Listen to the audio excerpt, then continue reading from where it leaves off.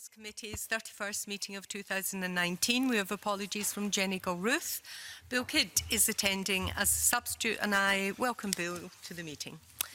Agenda item 1 is consideration of the Children's Scotland Bill.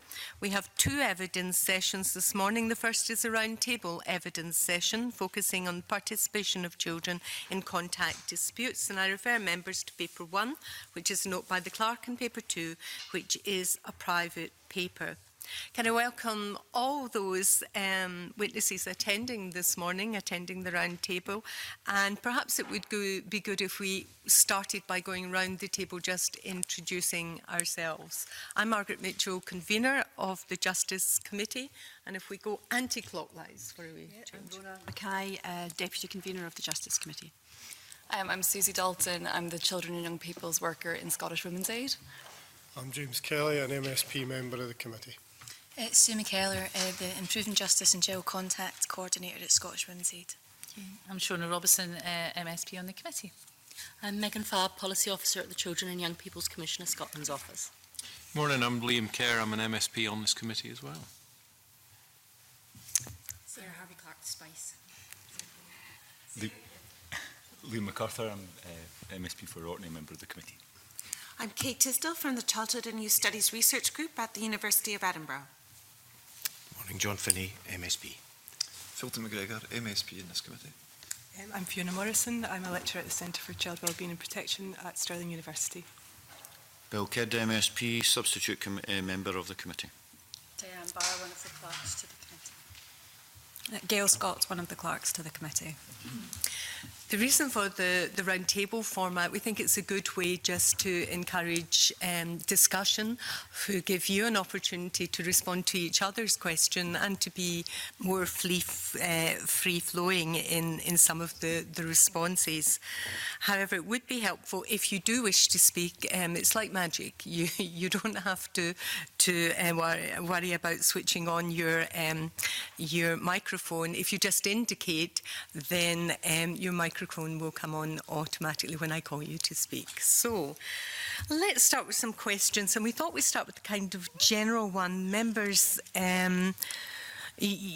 we know that there's been quite a few projects. They tend to have been ones which involve domestic abuse cases, hearing directly from children.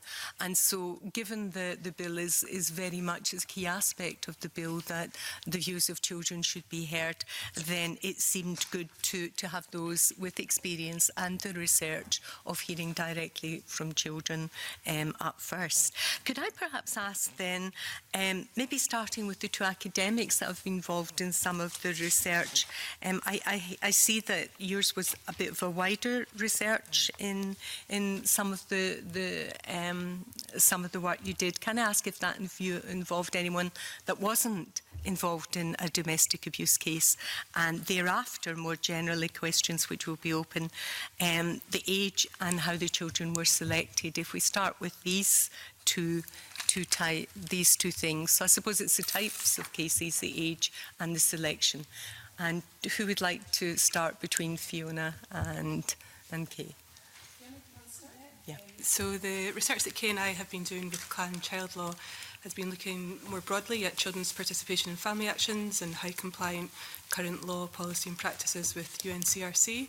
So as part of that, we involved a group of young children who advised our research, who helped us determine what the priorities for the project were.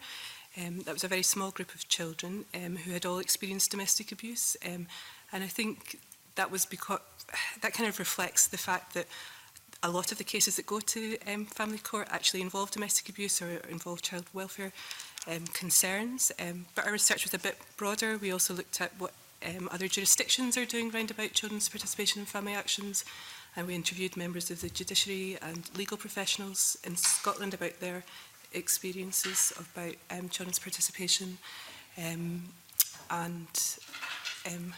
We've been kind of looking really at the UNCRC, using that as a lens to see how compliant current policy and practice is around children's participation.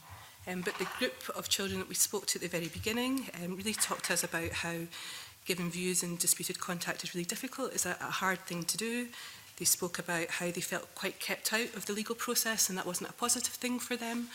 And they spoke about sort of their confusion and frustration around understanding how much their views had been listened to in the legal process and how much weight had been given to them. So those were the sort of 3 priority areas they had for our research and kind of fed into our project as we went on. And the age of the children? I think the youngest was probably 7 and then the oldest was probably about 12. So kind of, yes. Somewhere between there. Kay, something you'd like to ask? And maybe just add is that I think we're in the situation of Scotland that we have an accumulation of evidence from relatively small-scale studies, but actually with very consistent findings. So, you know, if you're a social scientist, you call it triangulation.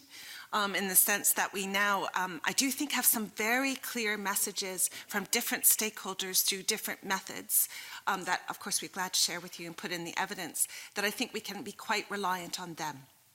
There are 2 groups I don't think we've really heard from. I don't think we've really heard from children who are not involved in contested cases, you know, so never go to court, yeah? And also children who are not supported when they go to court. So I think those are 2 gaps, but of the children and the issues that we spoke to, I think there's some really, really clear messages we can be confident on. Right, thank you for that. And moving on, perhaps if I take it kind of in reverse order before I go to Women's Aid and ask, let me see, Megan, if you could comment. Thank you. You mentioned earlier at the beginning of the question around domestic abuse and why there was a particular focus across the room, I think, on that. Our first piece of research we did was that we commissioned some research from Kirstine Mackay, which was published, it's actually back in 2012. And I think there's something there that's really fundamental as to why domestic abuse is an important issue. And that's that in her analysis, although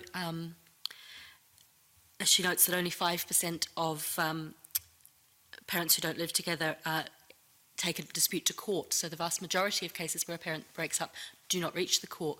In those cases that do, and I think the evidence is quite consistent both in Scotland and across similar jurisdictions, in around half or more of cases that reach the court, there is an element of domestic abuse included. So that's why, from our office's point of view, it was an issue that was raised by children and young people back when the previous commissioner was doing his initial consultation with children and young people, particularly in the context of domestic abuse, but also because of the disproportionate percentage of cases that reach court that included domestic abuse. Proven allegations, or was it allegations? So it was allegations in which there was, it was either written in the initial writ in defences or where there was police involvement. So it was more than an anecdotal accusation. It was where someone, there was a sworn statement effectively as part of the court proceedings. Okay, and are there statistics about how many were actually proven at the end of the day as well? Not that I'm aware of, but we know, and certainly it was discussed a lot in this committee when the domestic abuse bill was passing through Parliament, that the domestic abuse legislation that we had in place historically, the Domestic Abuse Act, has very recently come into force, that conviction rates were very low, and that was because our understanding of domestic abuse was probably not... was very focused on incidents rather than courses of behaviour. And would that kind of follow because you would expect it to be contested if there was an element of domestic abuse? So, you know, that would work into why that was such a high proportion within the 5% that do go? My understanding is that the 5%, these are the cases where there's the highest degree of conflict between parents and domestic abuse is often a factor in that situation. And at times it's the non-abusive parent fighting very hard to try and protect their children from the impact of that abuse. Yeah. And that was evidence from Kirstine Mackay. And when was that survey done? It was, she did an analysis of data. It was published in December 2013. Right. Is there anything more up to date that we have anywhere? We did some follow-up work on that, but I can find out if there's been a further analysis that's similar. I'm due back here on the 7th of January, so I'll find out in time for that. Lovely. And from Sue and...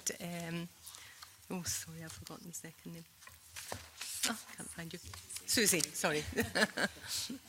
Who wants to go first? I can give a bit of background and then go to Yellow. Yeah, thank you.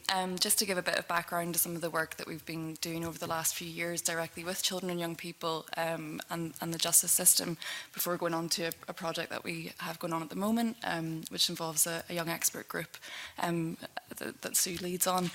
In terms of the work that we've been doing over the last few years, the first project that we undertook in this area began in 2016, and it was called Power Up, Power Down, which is a very hard project to say with a Northern Irish accent, so bear with me. So in that project, 27 children and young people took part. And they were between the ages of 6 and 17, and we worked with them through services, so through three women's aid groups, to kind of present them with a story that was based on what we'd heard in the network around children and young people's experiences in civil courts and in contact cases. We presented them with this story about two young people, Zayn and Mia, going through court-ordered contact, and then working with them around kind of concepts of power and concepts of children's rights and participation. The children and young people involved rewrote that story and made recommendations based on what had happened and what kind of the children and young people had gone through in court-ordered contact. The project took an explicitly child's rights-based approach and kind of aimed to build capacity both of the children taking part and of the workers too, as duty bearers, and it had an explicit focus on the UNCRC as well, and we undertook that with the Children and Young People's Commissioner Scotland. In 2017, we began a project called Everyday Heroes, which was directly linked to the Equally Safe Delivery Plan. It was commissioned by the Scottish Government to kind of hear children and young people's views on what needed to change in three priority areas three areas in the delivery plan. So justice, services, and gender equality and societal attitudes. 47 children and young people took part in the justice report. The Scottish Women's Aid led on the justice report, but it was a joint project between Scottish Women's Aid, Rape Crisis Scotland, Dr. Claire Houghton at the University of Edinburgh, the Scottish Youth Parliament, and Bernardo's. So in the justice report, 47 children and young people took part, aged 6 to 25, and this one, Power Up, Power Down, had an explicit focus on domestic abuse, but in Everyday Heroes, we took a kind of wider scope on a whole range of gender-based violence. So 8 organisations were involved in recruiting and working with the young people, so Angus Women's Aid, Assist, Children First, Glasgow Women's Aid, the Palmont Young Offenders Institute, the Rosie Project in Glasgow, Shakti Women's Aid, and the Rape and Sexual Abuse Centre in Perth and Kinross. The recommendations that came from both of these reports were very closely aligned, I guess unsurprisingly, and I know we'll have a bit more of a chance, I think, to go into some of those recommendations later on in this session, but just to kind of highlight some of the main areas I think that the Children's Bill goes some way in meeting, and the areas that I think have maybe been omitted or aren't really present in the Children's Bill based on these recommendations. I think there has been some real consideration in the bill around hearing more from all children and young people, how to facilitate that and what participation looks like, and how to make this process safer for children and young people. Also some consideration towards the communication of decisions to children and young people, and improvements to the roles that come into contact with children and young people in the court system, so child welfare reporters, sheriffs, and out with as well, so in contact centres.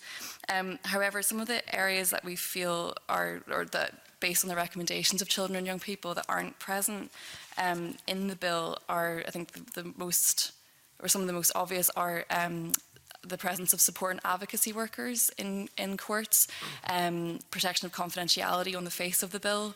I'll stop you there because that's getting into more of the recommendations. Sure. It's just a rough kind of idea. You've given us the age, how they were selected. Okay. That's good.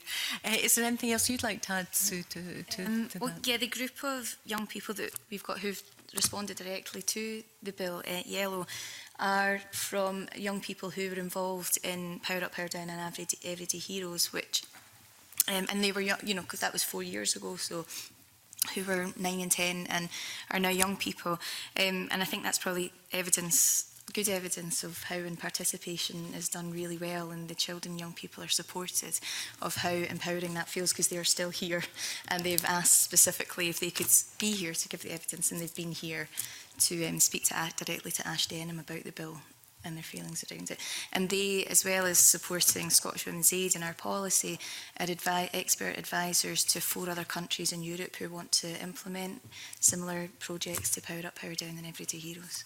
Could I ask how the information was gathered, how the views were gathered? For the response to the bill? For the research, the Uptown research? The Power Up, Power Down? Yes. Well, that is with the Children's Commissioners, yeah. The group of children, young people that we have just now who Yellow responded have been involved in previous participation projects and are a well-established group. For Power Up, Power Down, they attended different types of sessions, but with their support workers from Women's Aid. So they had established relationships within the group. And I don't know. So I think in terms of what the format looked like for those sessions, the Women's Aid workers involved were the ones that were kind of that they did a lot of work around selecting the children and young people to take part based on who they thought would get the most out of it, and looking for like quite a wide range of ages and experiences.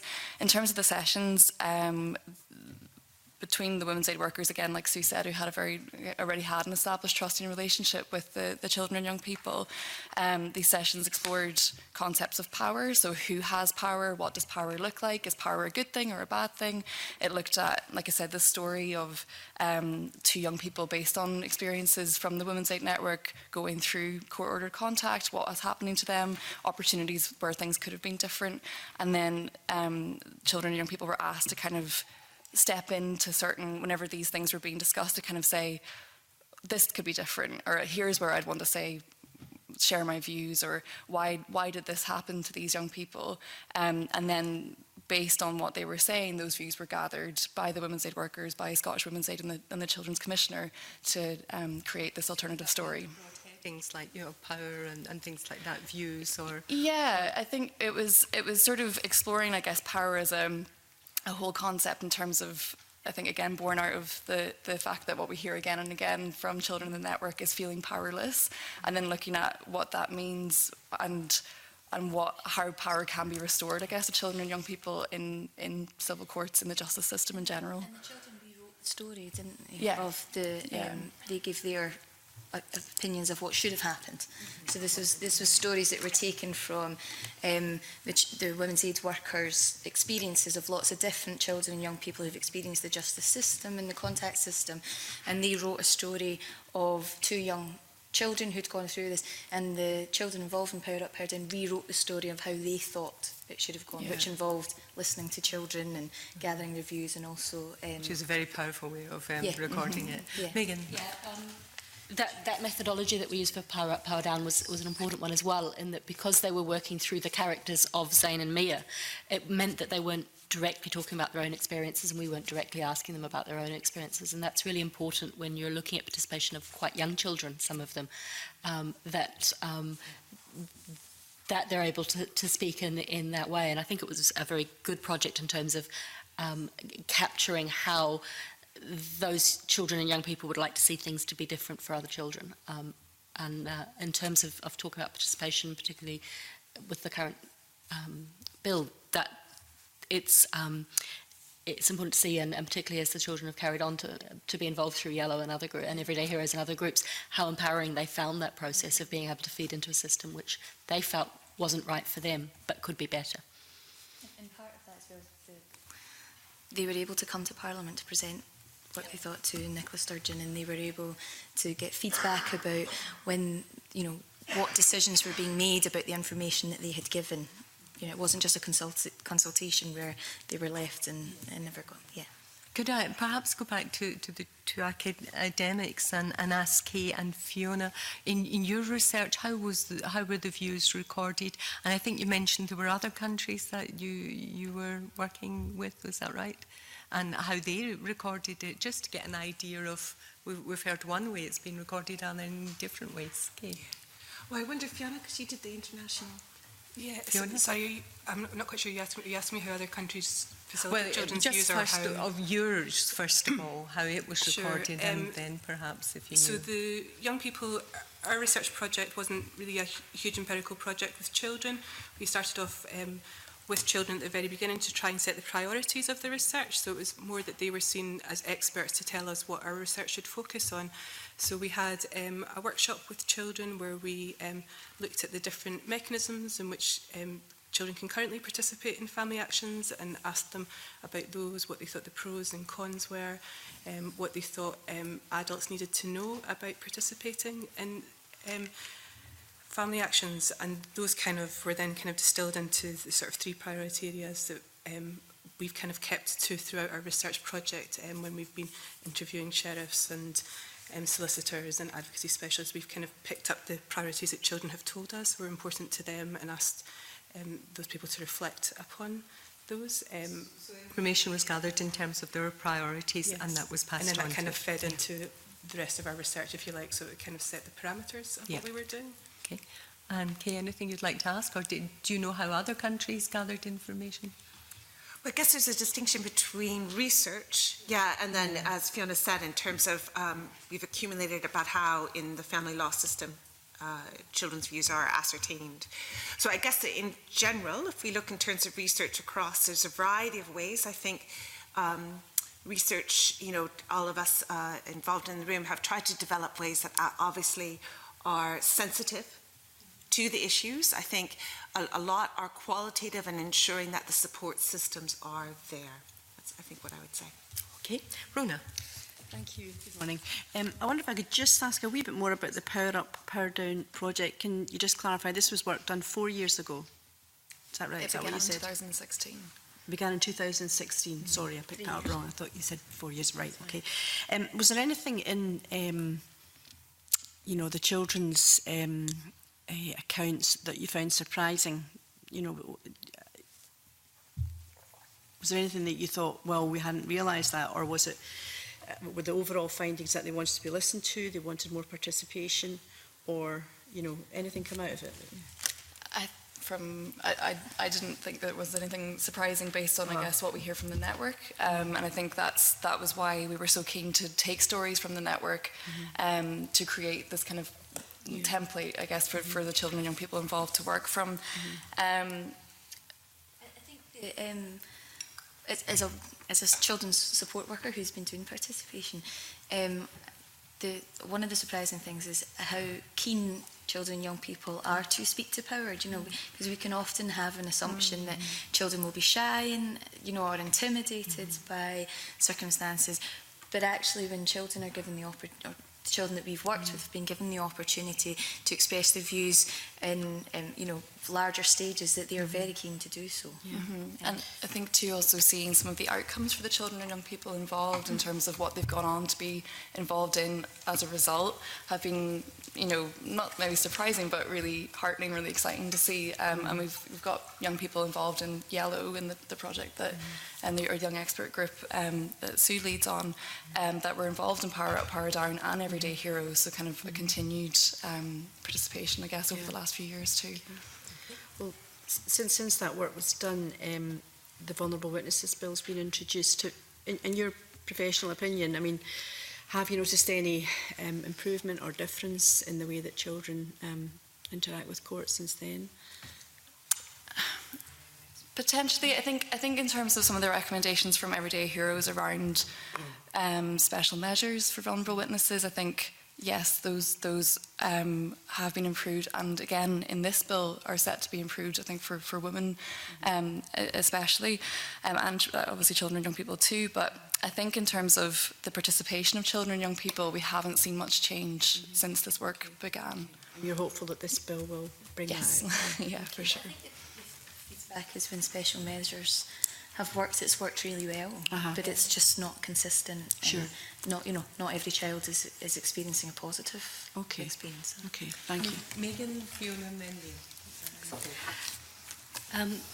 I was reflecting back on the work that we did, obviously, which was now 5 or so years ago, and as Kay said earlier, there's a real consistency about what was found in Kirstine Mackay's research for us, what we then found in Power Up, Power Down. We're still seeing the same theories. And although we're hearing about cases of good practice, although some of the examples of good practice we hear about, like sheriffs writing to children, I'm not convinced that's actually what we should be aiming for. I think it's better than a lot of practice at present, but I think we could do a lot better than that in terms of feeding back to children, which is another element in the bill. But we are hearing a lot of consistency, and we have a inquiries line. We continue to hear similar stories that are still saying the same things that we wrote about in 2013, or Kirstine wrote about in 2013 for us. So young children not having their views heard or taken into account. We still hear of families where a child under the age of 12 is not having their views taken into account, yet older siblings are, and somehow, as soon as the child reaches 12, their views are taken into account, and in some cases, then the contact order is revoked, because the child's views have been taken into account. Those children's views haven't miraculously changed the minute they turn 12. Their capacity to express their views has evolved over time from the point they were born, but we're still hearing the same issues around views not being heard, not being given due weight. So there's a lot of consistency, and I think it's the same as across the evidence, but it's also across what we hear coming into our inquiries line, what we hear from other professionals across the sector. Thank you. Fiona, Lee MacArthur, and then Kay. I was just going to say a bit about what we found when we looked at other jurisdictions, and I think we were really hopeful that we were going to find really promising practice that we could maybe promote as something that Scotland could do, but we find a lot of the same issues that courts are struggling with and families are struggling with in other jurisdictions. We saw things around people being worried about upsetting children, about traumatising them. We saw things about questions being raised about how child-friendly some mechanisms really are, and whether they're actually more suitable for the court's purposes rather than for the child's purposes, and really to try and, I think would really encourage for this bill to think more about where the children are at rather than what the court needs for children's views, and to maybe think about how practice can be extended there. Across jurisdictions we saw domestic abuse as being a particular difficult and thorny issue for courts to deal with. And as Megan has said already, a lot of the cases that come to court, almost half of the cases, there's allegations of domestic abuse. So if we can't get participation right for that group of children, we're going to really struggle to get it right for other children. So I think that's really something that I would encourage the committee to think more about, these extended approaches for children who are particularly vulnerable and where cases are particularly complex, because these are the cases that come to court, it's not other cases. Okay, thank you. Lee MacArthur and then Kay. Thanks very much. Good morning.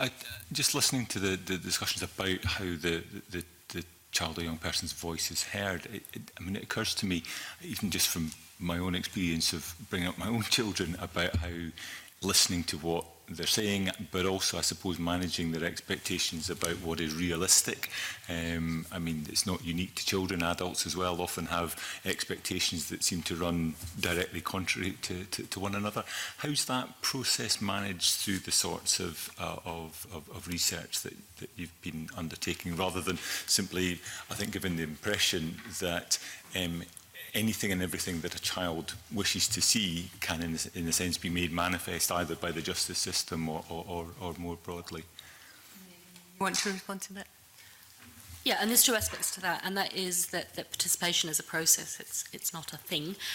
So children need to be properly supported when they're participating and when they're giving their views, properly supported to understand what their rights are, supported to understand what giving their views and those views being given due weight means, and including the fact that sometimes that means that the decision won't be what they want. And then proper feedback where they can ask questions. And to go back to the example of writing a letter, that's not a situation where a child can then say, but what does this bit actually mean? So proper feedback to explain the decisions and support to understand them. So it's actually making sure that whole process is in place for a child. Because inevitably there will be cases where a decision that's on the basis of a child's best interest doesn't align with their views. But then, sorry, does that have an influence over time? As you say, it's a process rather than simply an event. Does that, from your experience, shape the way in which the child then expresses their views? Do they start to moderate what they're saying on the basis of what their expectations are? I think it could go either way, in that part of that support is understanding their rights, and a child who understands their rights may ask for them to be realised. But that's right. I mean, we've got a commitment in Scotland for incorporation of the UNCRC. The system has to be compliant with children's rights in terms of UNCRC, and that includes that understanding of their views being part of their decision making, and their right to participate in that decision making and be properly supported when they do so. And Kay? That actually confirms what I would put my hand up for before. I think with Power Up and Power Down, which is just when you watch it, it's mesmerizing, right? You know, and one of the strongest things that comes out is the child support worker and the super listener. This card came out of that, and then the European project's been able to produce this card in combination. And I think that's overwhelmingly strong, and it is our concern that that's not on the face of the bill, right? And whether we can make that stronger if that's the biggest demand. I think the second thing that I think comes out in Power Up, Power Down, but it's not a surprise because we did know it, but often in this thing people get quite worried about, are we asking children to choose between their parents? Sometimes children do want to choose, and that we have to respect that, but more often it's children's views, and Power Up and Power Down has the pet, right? You know, and we know actually from other research that often children want to give their views about, say, where their pet is. You know, they don't want to choose between the parents. But realizing that views is wider, and that's really important in terms of making these kind of decisions in the best interests, and to make sure we have a system that allows for that. It doesn't put children in a position of choosing if they don't want to. And Rona, very briefly before I bring in just to pick up on something Megan said about, you know, the child doesn't always have the decision go in their favour. Can you maybe give a kind of an instance of where that, you know, if a child said, you know, putting it basically, I don't want to see my father, you know, why would that go against them? Why would that not be listened to? I'm just keen to know, is that something that happens a lot? Or? Yeah. Yeah, Scottish Women, they probably hear that a lot. I think it is something that happens a lot, and I think possibly that those views haven't been given the weight they need in those instances. And the other thing that we hear about is cases, and there's been a couple of high-profile cases where children have refused point blank to attend a contact session, and there have been consequences for the parent with residence arising from those. So I think that's an example of the risks that happen when those views aren't given due weight. I think decisions can be made that aren't the child's views, and I'll go back to the example of probably things like examples of things that are important to them, but for an adult reason can't happen, like the pet. But the important thing there is that when that does happen, is that that's explained to them, they understand why that's happened, and that might go some way to addressing some of their concerns. I'm very much not giving this example from a domestic abuse context, but in a different situation. It may be that a child says they don't want to go and see dad, but there's a reason behind that, and if that reason's explored and then it's discussed with the child, they may change their mind on that. I think domestic abuse is a different situation and needs to be treated by people who have appropriate training and understanding of it. But there are other things, maybe something that's just not practical. They may say, I want to live with both parents 50-50, but because parents live some distance apart, that's not practical. Thank you. Fulton, then John. I wanted to pick up on some of the points that have been raised by a few in the panel today about this issue about potentially traumatising the children through the court process. In gathering information, and I think that's something we as a committee can identify with, because indeed this particular panel session that we've got today has come out of an initial session that's come out of us trying to balance how we get views in this particular area.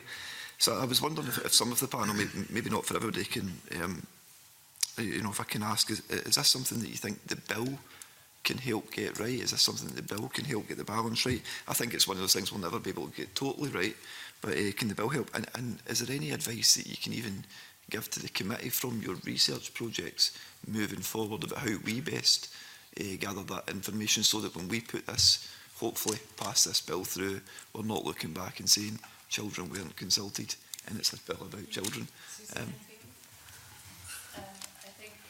Considerations around re-traumatisation of children are really well intentioned, but they can often be quite unhelpful to children and young people, having their views listened to, being believed, and having those views inform and impact the decisions that are made about them.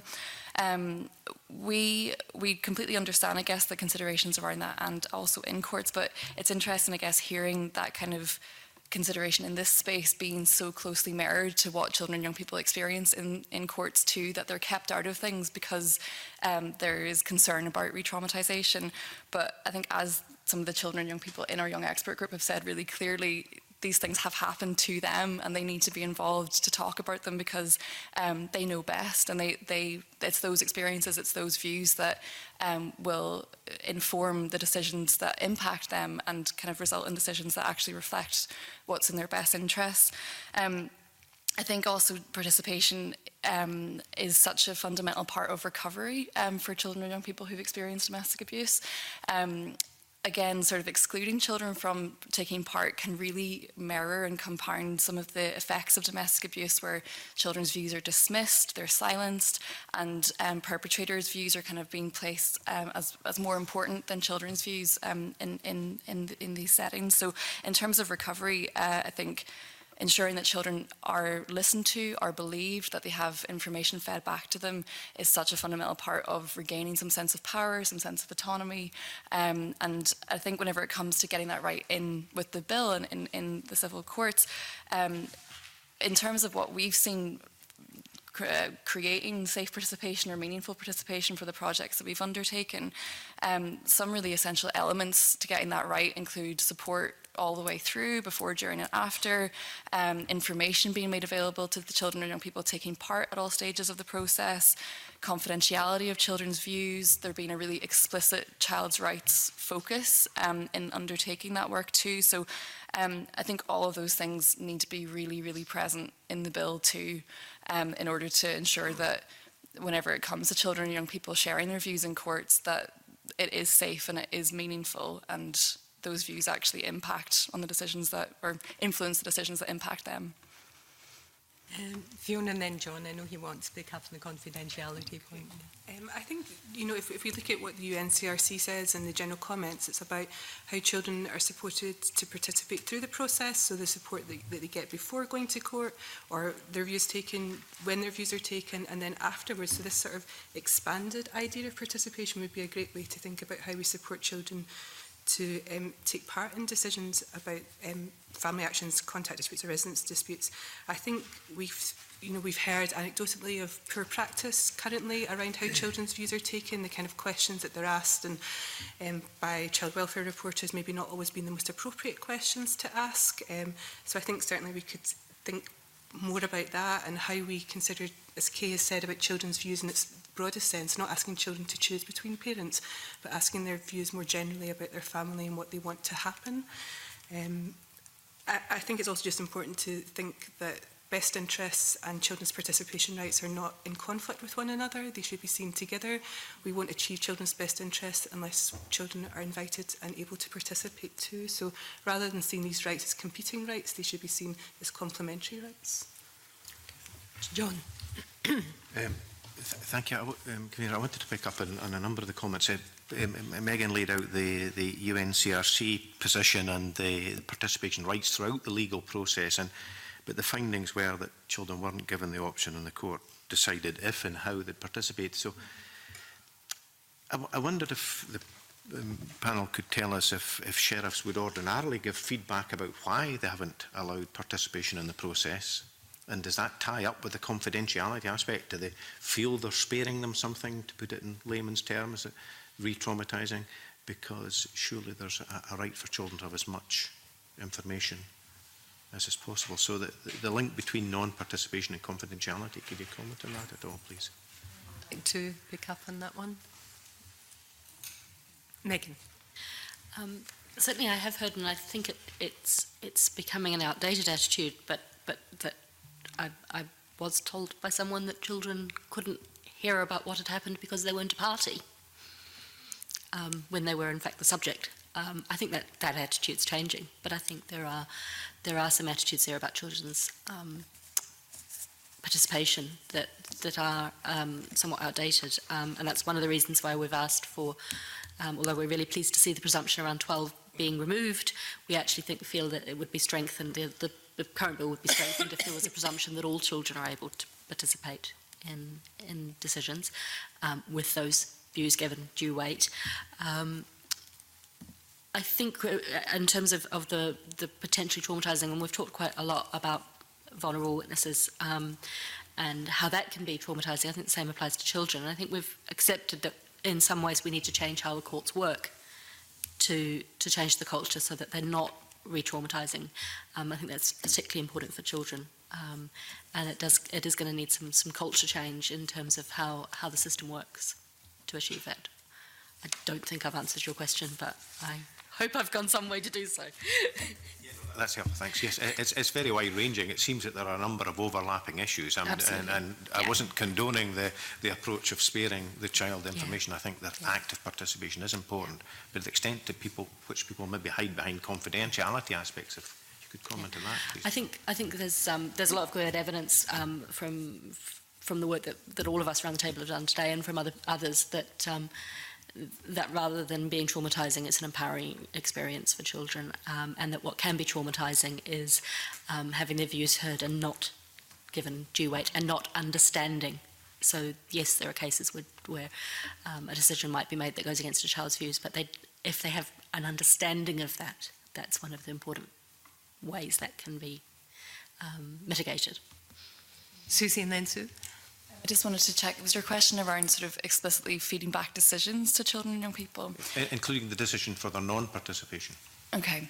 Yeah, no, I think in terms of what we hear in the network, that really very often doesn't happen, and whether that again is kind of based out of, like you say, not wanting to further complicate things or re-traumatise or whatever it is, what we hear from children and young people is absolutely that is really disempowering to not hear why decisions or what decisions have been made, why decisions have been undertaken without their views, or if they have given their views, what has happened as a result of them being taken. I think feedback is, or in the UNCRC as well, feedback is listed as an essential part of participation, and it is something that's really crucially missing, I think, often in children and young people's experiences in the Women's Aid Network, and also in this bill. There's not really a clear mechanism for feedback in a lot of cases.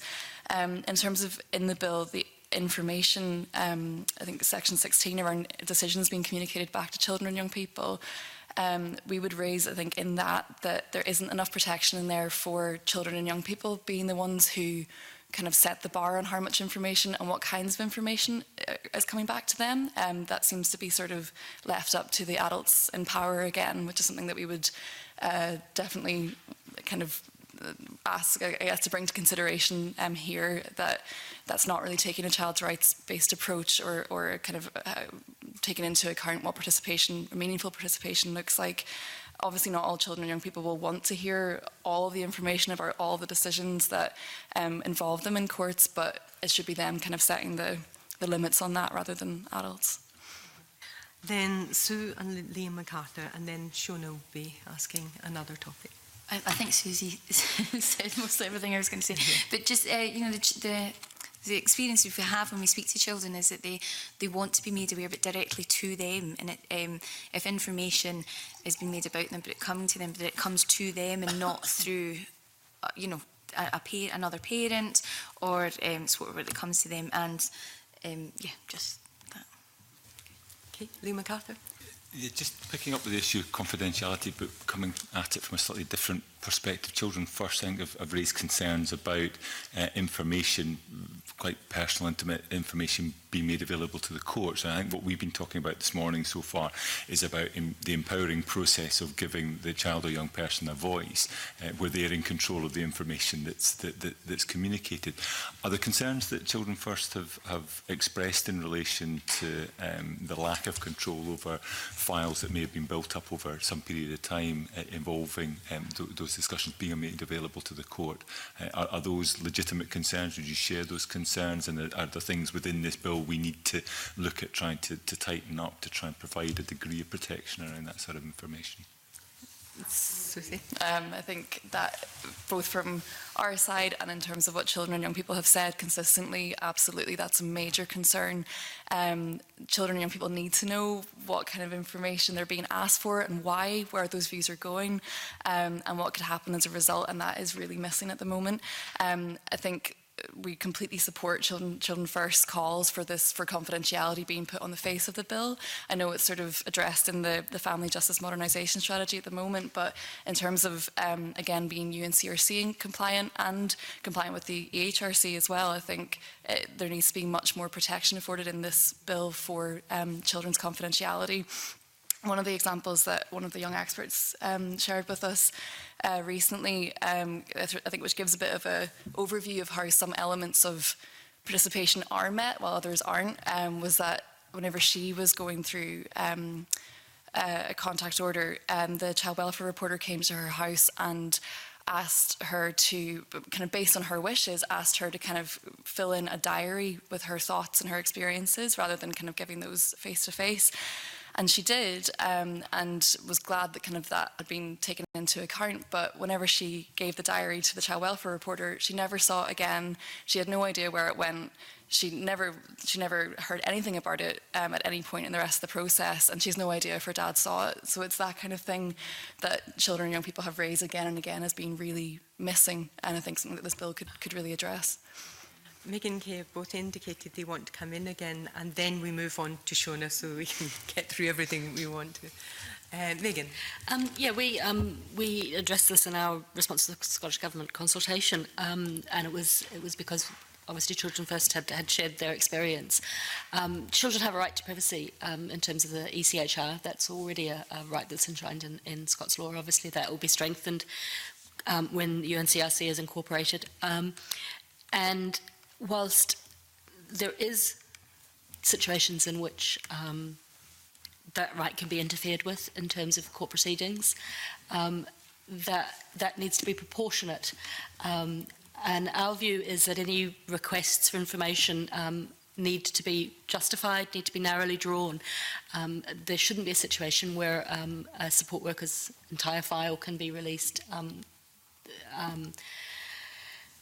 without a really very extremely careful consideration of whether or not this is breaching the child's right to privacy. And the big risk with that is that that children's confidence in the people who support them can be really negatively affected by situations like that one.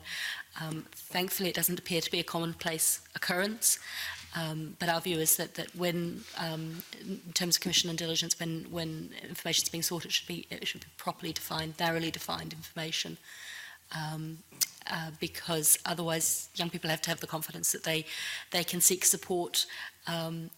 None of us as service providers can give children an absolute guarantee of confidence for no other reason than child protection reasons. If we hear something that makes us feel a child's at risk, we're under an obligation to report that.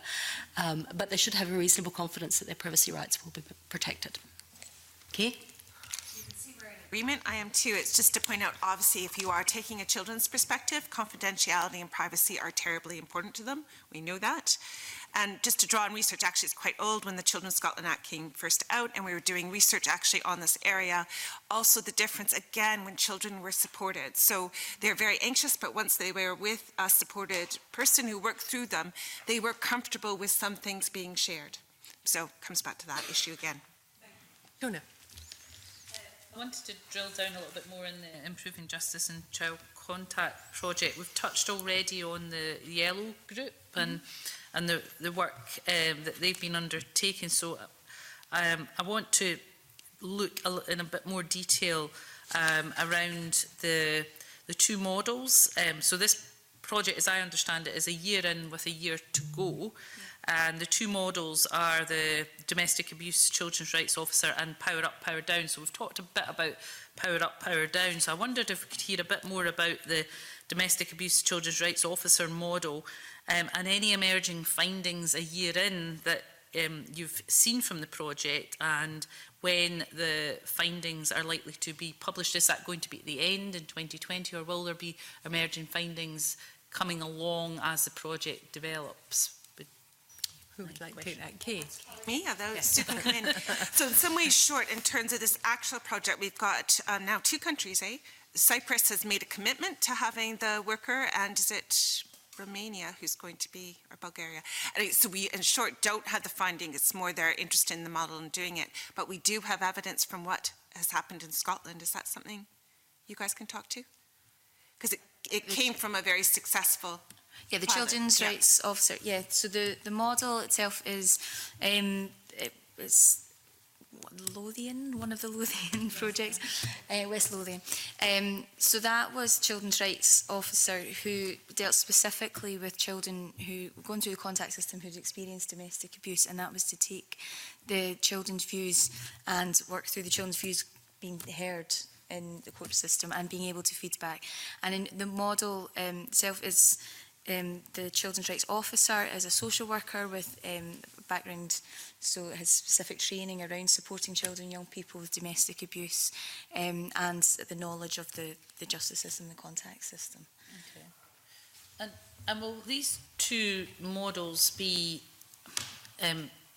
not competing, but will they be evaluated in terms of which one is the most effective, or is it a case of these are options that are available and may have both have merits? I guess it's a bit early to say, given how early on the project is, although obviously that work has been going on for some time. Yeah, so the IGCC project, those two models have been successful in Scotland, so they've been established. Right, so the Power Up, Power Down model was a model that happened in 2016, 2017. That's proved. They're being replicated in Europe because of the successes of them. Right, And because of the feedback that's come back from both children and young people, but services around the projects. So 4 other countries in Europe want to replicate projects as much as they can in their context. But they've taken those 2 projects, and the young people are advising them on how best to do, how best to involve children and young people in doing that, so that it fits in with their own specific context. So really, from our point of view here in Scotland, then the evidence is already there in terms of the application here, and although there may be some usefulness of its application in other countries, given the differences in the justice systems and services and infrastructure, I guess the best evidence is already there for us, for Scottish purposes. It's one of the examples that in some ways Scotland is sort of leading the way in some of these kind of ideas, and it is about in quite different systems how they could be adapted. Okay, that's helpful. Thank you. It's kind of partly been touched on. I think, Susie, you touched on it earlier in response to the convener's questions at the outset, but I think I'd be interested to know from the emerging research that we've seen whether there are gaps in the provisions of the legislation as they stand. I mean, I think particularly from our 2 academic witnesses, I'd be interested to know whether or not they feel there are gaps in what is a bill that generally speaking has secured sort of broad support. Fiona. I think that we were a bit disappointed about the child welfare, the advocacy support for children not being in the bill. I know it's in the modernisation strategy, but that feels a bit far away. So in terms of an advocacy service for children that will allow children to claim their rights to participate, that doesn't really exist. And at the minute, it's kind of at the discretion of what the court decides. So having something that's there squarely for children and supports children before, during and after the legal process, I think would be a brilliant way to go.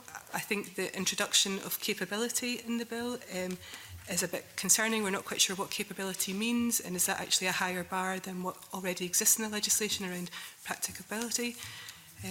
Unfortunately, there isn't anything about complaints or redress for children, which is one of the directions from the general comments for the UNCRC. So no way for children to easily complain if they feel that their rights haven't been upheld. And if we're looking towards compliance with UNCRC, that's something that I think really needs to be there. I think those are my kind of key areas. Just to add one, obviously Fiona and I work a lot together, but just monitoring. You will have gathered by our things is there's just not routine data that is available that we know how children's participation actually is in courts. So it's, you know, it's accumulating these kind of things, let alone their satisfaction with it. So, yeah, so would that be a point captured within the legislation, though? I mean, in a sense, of a policy intent for government to monitor, to facilitate further research, but is it something that realistically you would want to see written in as a provision of the bill? Well, always interested in levers of it. I mean, I am interested because I sit on the minimum unit pricing of alcohol, the power of the review and the research that they've set up after that being a powerful thing put into legislation. So yeah, that's focusing minds. James, this was an area do you want to chip in at this point? No, I think it's been covered. Okay, thanks. It's really great to see things in the bill around about children being able to choose their mode of participation. They would be able to decide on which way to express their views to the court. I think my real concern is that there's no infrastructure to support that, and without an infrastructure whereby children can have options to choose ways to convey their views to the court, I've little faith that that's going to make much difference to what actually happens just now. So without something like an advocacy service specifically for children that supports children throughout the process, I'm not quite sure how this is going to change what happens just now in courts. And Megan? Generally speaking, in terms of the bill, we're supportive of things that are in the bill. We actually just feel they need to be strengthened, and in some cases that have been discussed by colleagues here today, it needs to go further, whether that be on this bill, a future bill within the strategy. The things that we think are missing is that we think that in terms of presumption, that there should be an explicit presumption regarding all children, to replace the existing presumption around 12, and that's to send a really, really clear message that there is no age at which a child becomes capable of forming a view. They develop that ability over time, and that we should always approach it with the situation of assuming that the child can. The other thing that we're a bit concerned about is that there's still the odd exception or exemption around children's age and about and capacity, and as Fiona said, about capability. To instructing a solicitor, you would wish to see that presumption removed entirely? I think that already exists in terms of the 1991 Act, and it probably doesn't serve a useful purpose in this particular. And in fact, the risk is that it suggests there's a continuation of the existing presumption around 12, and the big risk is what we see coming through our casework is inquiries about where children have not been permitted to give their views until they're 12, or children's views aren't taken into account until they're 12. So we'd like to see that go. Our view is that in terms of this bill isn't necessary. We have views on the Age of Legal Capacity Act, which are for another time, I feel, generally. But in terms of this particular bill, I think that's not useful, and could lessen the impact of the change that we're trying to achieve in this. And the other thing that we've fed back to Scottish Government, and we're meeting with them regarding it, is around language of the bill being more UNCRC compliant, and taking a rights-based approach given incorporation. Susie? I wanted to add a couple of other recommendations from the Power Up, Power Down research and Everyday Heroes from the children and young people who took part that we don't see so much in the bill. Some kind of explicit recommendations around training being to do with speaking to children and young people, and looking for that training happening with sheriffs, which isn't currently kind of provided for in the bill. Also kind of training around diverse children and young people's experiences, particularly understanding BME children's experiences. And also another recommendation that's really directly linked to the point Fiona made around advocacy and support workers is that young people have said that they would really like to see the ability for justice professionals to speak to adults that they feel know their views and that they trust. And, you know, as we've talked about, so many of the cases that we're speaking about today will involve domestic abuse. Many of the children will be in contact with Women's Aid services, and in terms of the support available from the Women's Aid network across Scotland, that currently isn't really being utilised. It's very inconsistent in terms of Women's Aid workers, children's support and advocacy workers being asked to kind of give evidence or sort of submit, you know, support children's views, submissions to courts. So we'd like to see that kind of being taken a lot more seriously, and that support kind of being made, taken full advantage of, I guess, as well, that already exists. It's really briefly, I think, again, with the presumption of age 12, we found it really hasn't worked as intended. So I was around when the 1995 Act went through, and it was intended to increase children's participation. But again, we've had all this accumulation instead of it to be a bar. So that's why we would support it just be taken out. Our final question comes from Fulton. Thanks, Convener. I think though it has really been covered, I just wanted to, and panellists have covered it as we went along, I just wanted to ask if there are any issues in relation to the bill in terms of children's participation that haven't already been covered. And I suppose goes back to the earlier question that I asked about is there any advice that can be given to this committee moving forward and how we make sure that children's views are heard as we develop the bill that is essentially about their views?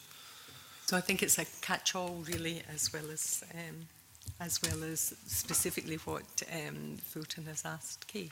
Okay, in some ways you're saying Sue will come in, is Yellow wants to come speak to you. And it's coming from a place of support and things like that. So, and within that, you know, what I really appreciate working with Claire and Susie and Sue is they have developed mechanisms about how to make sure children are supported, which I'm sure you have as well, but would be glad to share, so that it can be a very constructive experience. In terms of Yellow, one of the reasons we're so lucky to have Yellow is because they've had positive experiences about participation and are willing to share that, and they see themselves as quite clearly speaking on behalf of not just their younger siblings, but their, you know, other children experience the same experiences as them, and they want to come and speak to you, as Kay said. So they're more than willing to share their expertise with you if you want it. Anything else that anyone hasn't, Andy? This is your final opportunity. Megan. I'm just really echoing that in terms of Yellow, but also that that the way that we're talking about the way that courts can do participation differently, and this might be an opportunity for Parliament to engage differently with young people, and that would be fantastic. In both in terms of the development of this bill and also what this bill is setting out to do, what children and young people have said again and again is that the most important thing for them is that they are listened to and they're believed. And I think this is obviously an opportunity, like Sue said, that we could see that a lot more in the development of the bill itself. Okay. That concludes this session, which I think has been very worthwhile, and I'm sure that the evidence we've got here can go forward and make the bill a better one. Can I thank you all very much for your contributions? And we now suspend briefly to allow a change of witnesses and a 5-minute comfort break.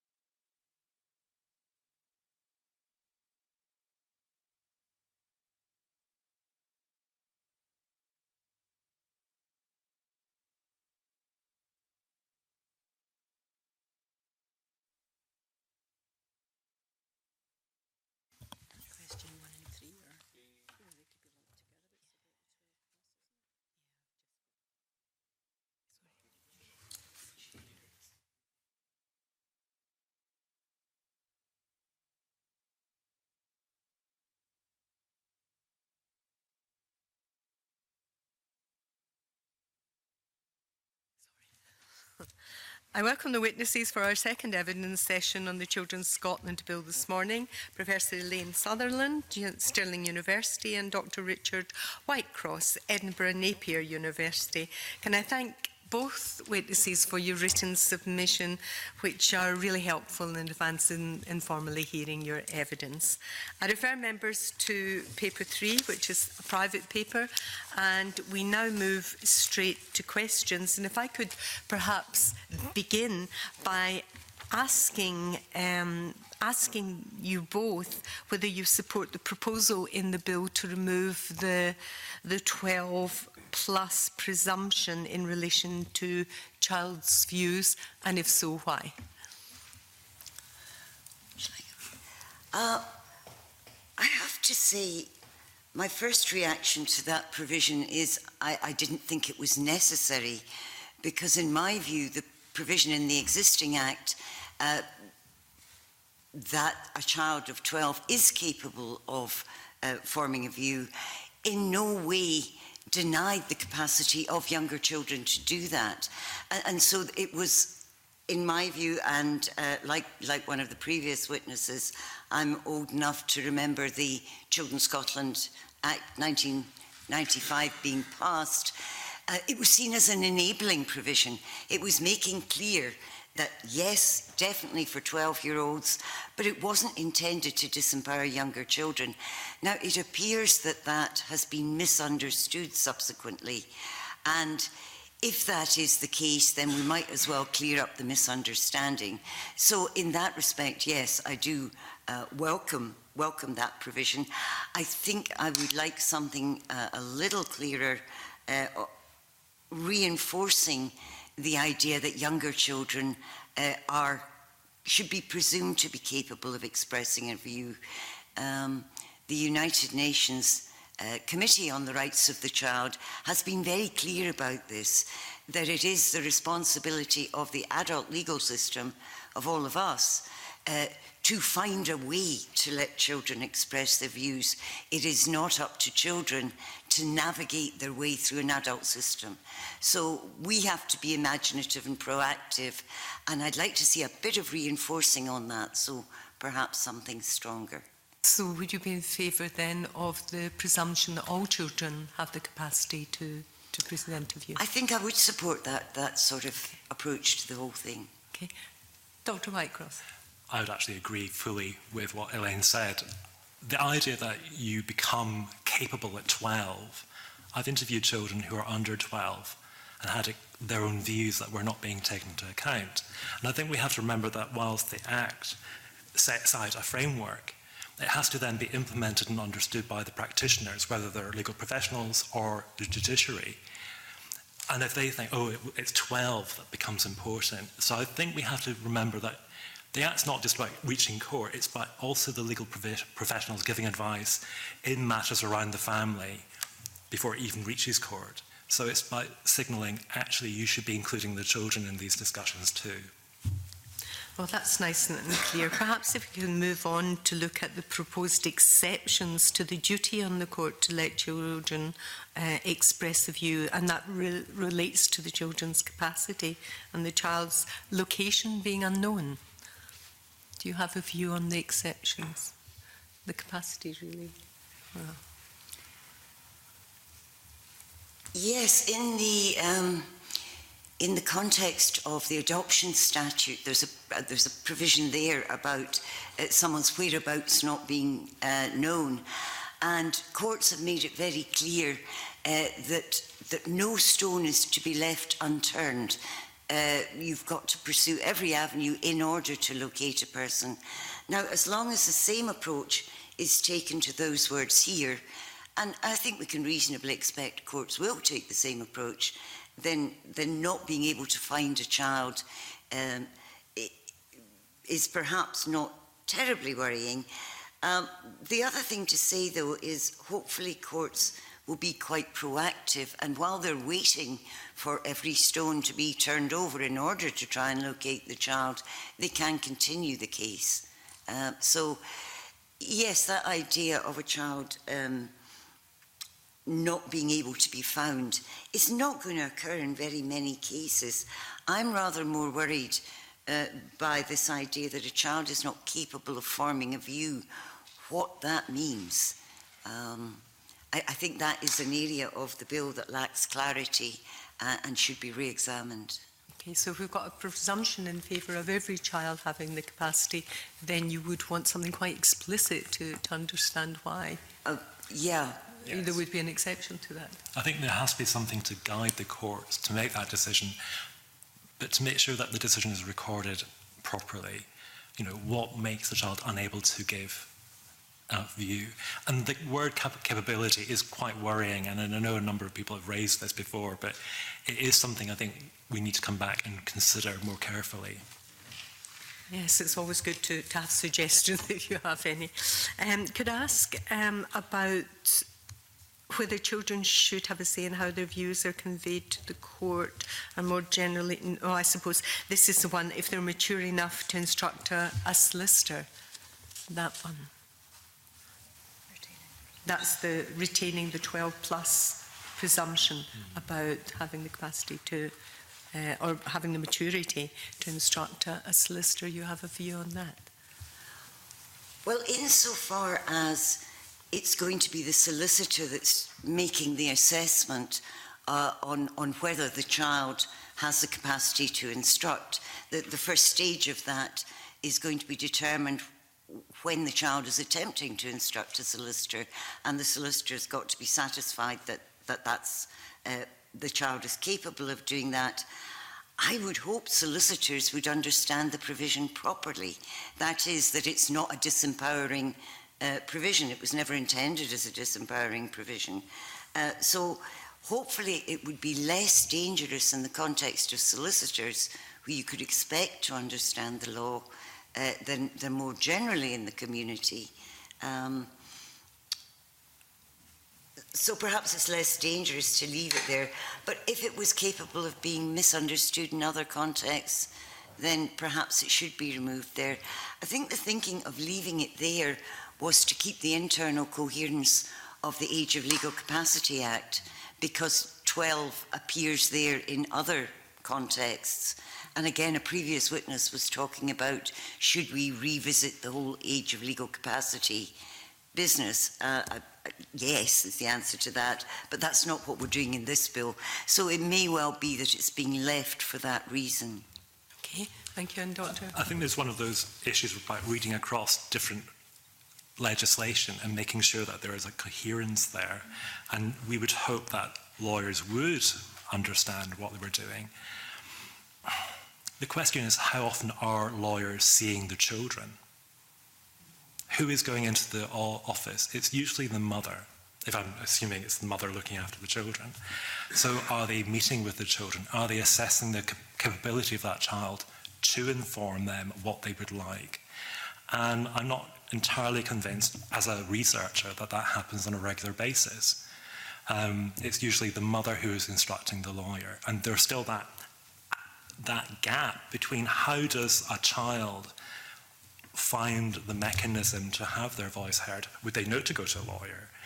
And so there's maybe something that has to be done about educating lawyers about how to apply this when they're meeting a client, saying we should meet with your children to take their views, you know, just to have that wider, rounder picture, because legislation simply creates the framework.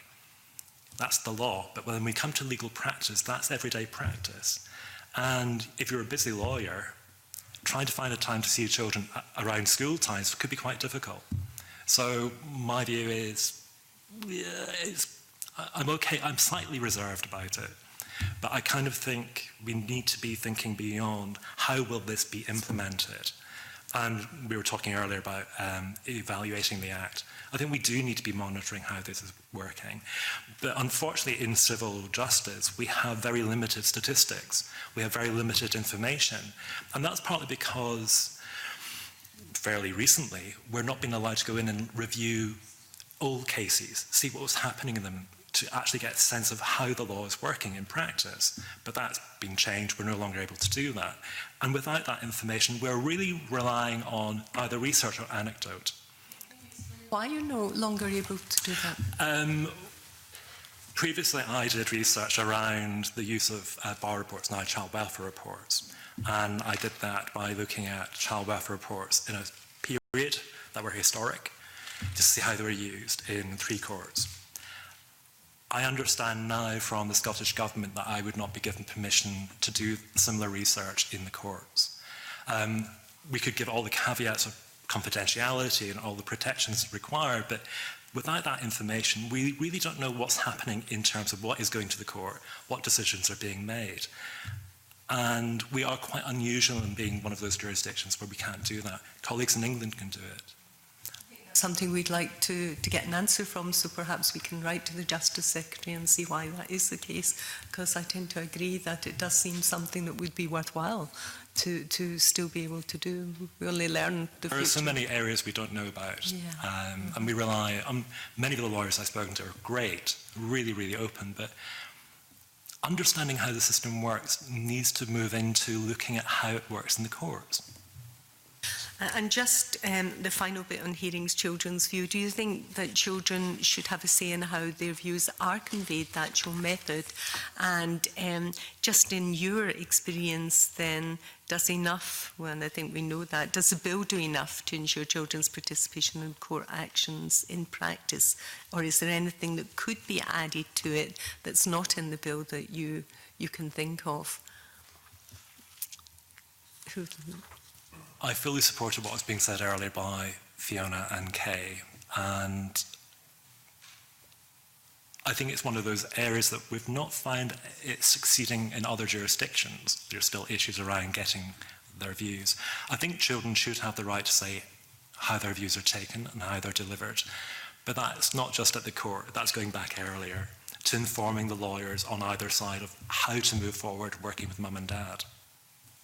Okay, and Dr. Sullivan. Before we move on from listening to the child's views, there are a couple of provision bits about the bill that I would like to highlight to you.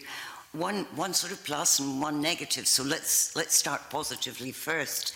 The bill puts some new language into the 1985 Act insofar as it talks about the child being given the opportunity to express views. This is the new bit, in a manner suitable to the child.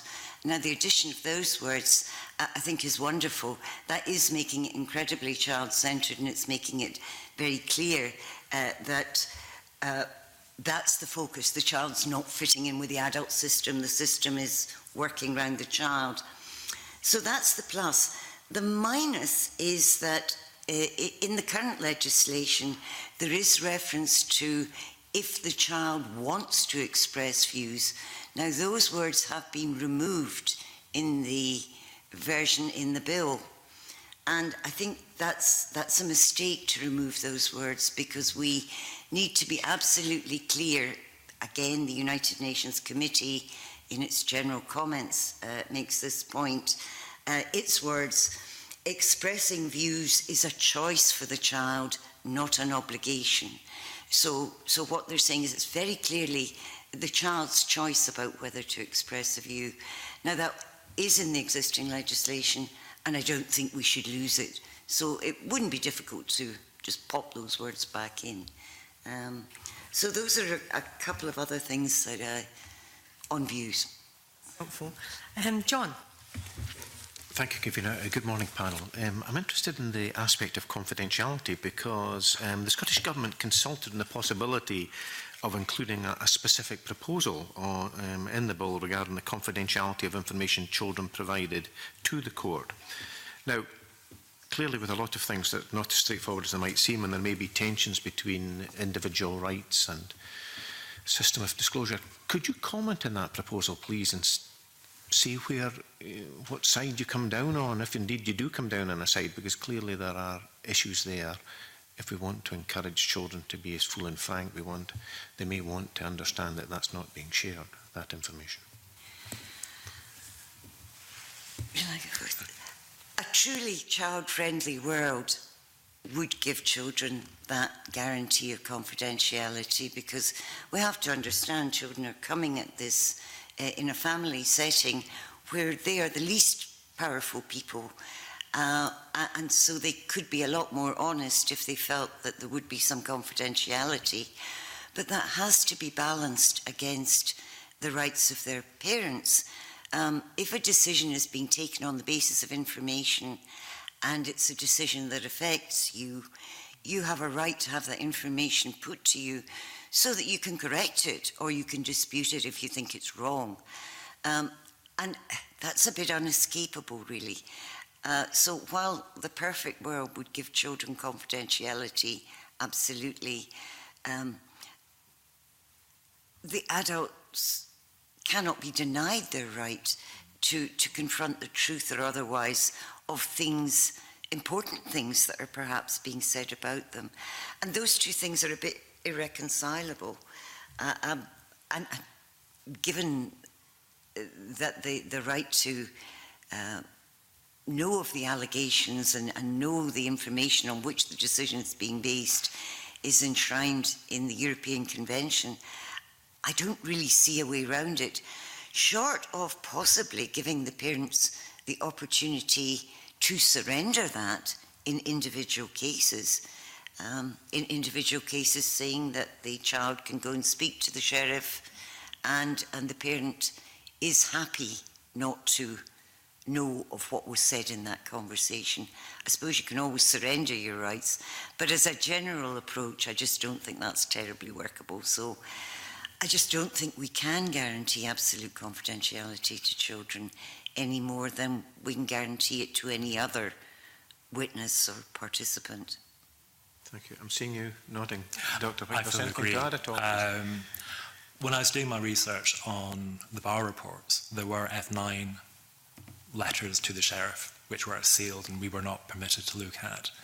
But I think you can't guarantee absolute confidentiality, because if an allegation is made or something is said that affects one of the parties, one of the parents, they need to know. And I think that's one of the tensions. You know, a sheriff interviewing a child will usually say to the child, I may need to speak to your mum and dad about this.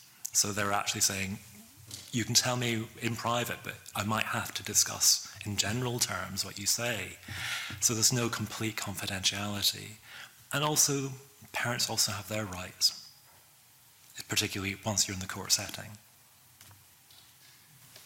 Okay, I'll leave it there. Thank you very much indeed. Liam, follow up? Just following up on that, Dr. Whitecross, you've touched on it. Obviously, Children First and other organisations have raised concerns about information that has been accumulated perhaps over a period on a confidential basis, then being revealed to the court. So there's not necessarily an opportunity there for the child to be informed that this information may ultimately be revealed to the court. Is different with what you've described in terms of the sheriff's interaction with the child.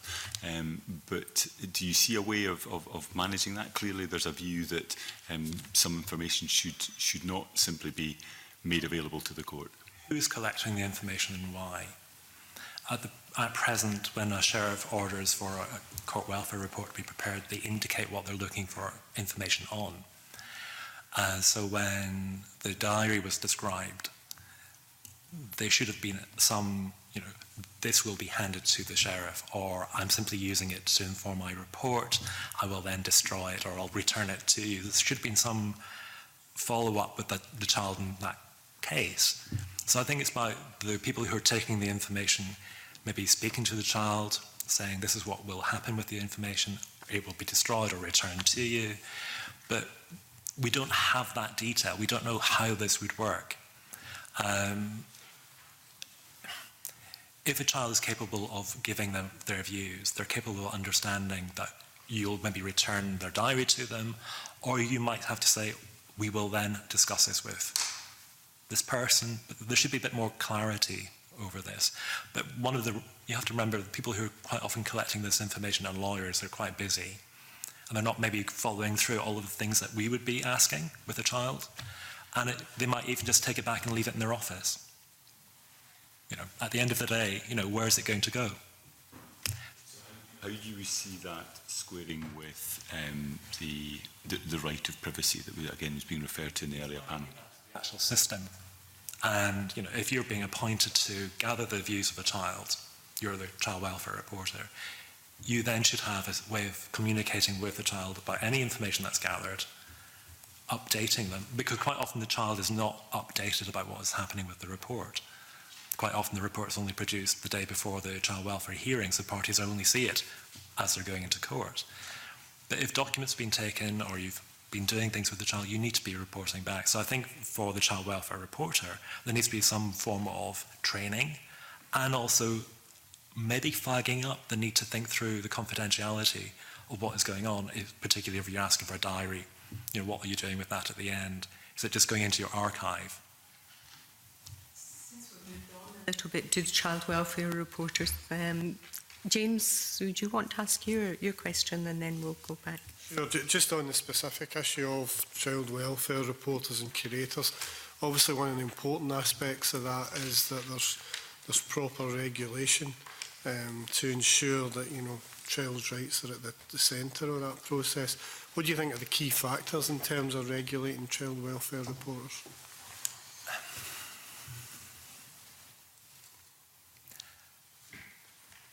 I think the reports are really important. I know from my own research that the courts do rely on them.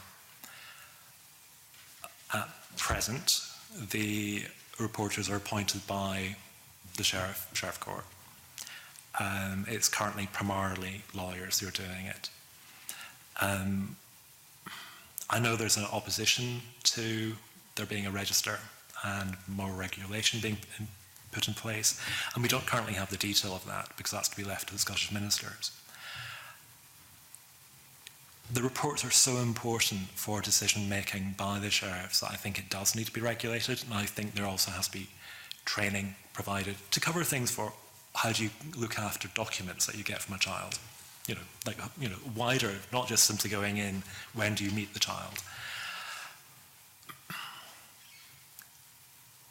It's something I welcome, but I'd also quite like to see a broader range of people being involved as report writers, because whilst you might know the law and be legally qualified, are you trained in how to interview a child? Particularly if we're moving away from the presumption of 12 and you're trying to interview a child of, say, 8, 9.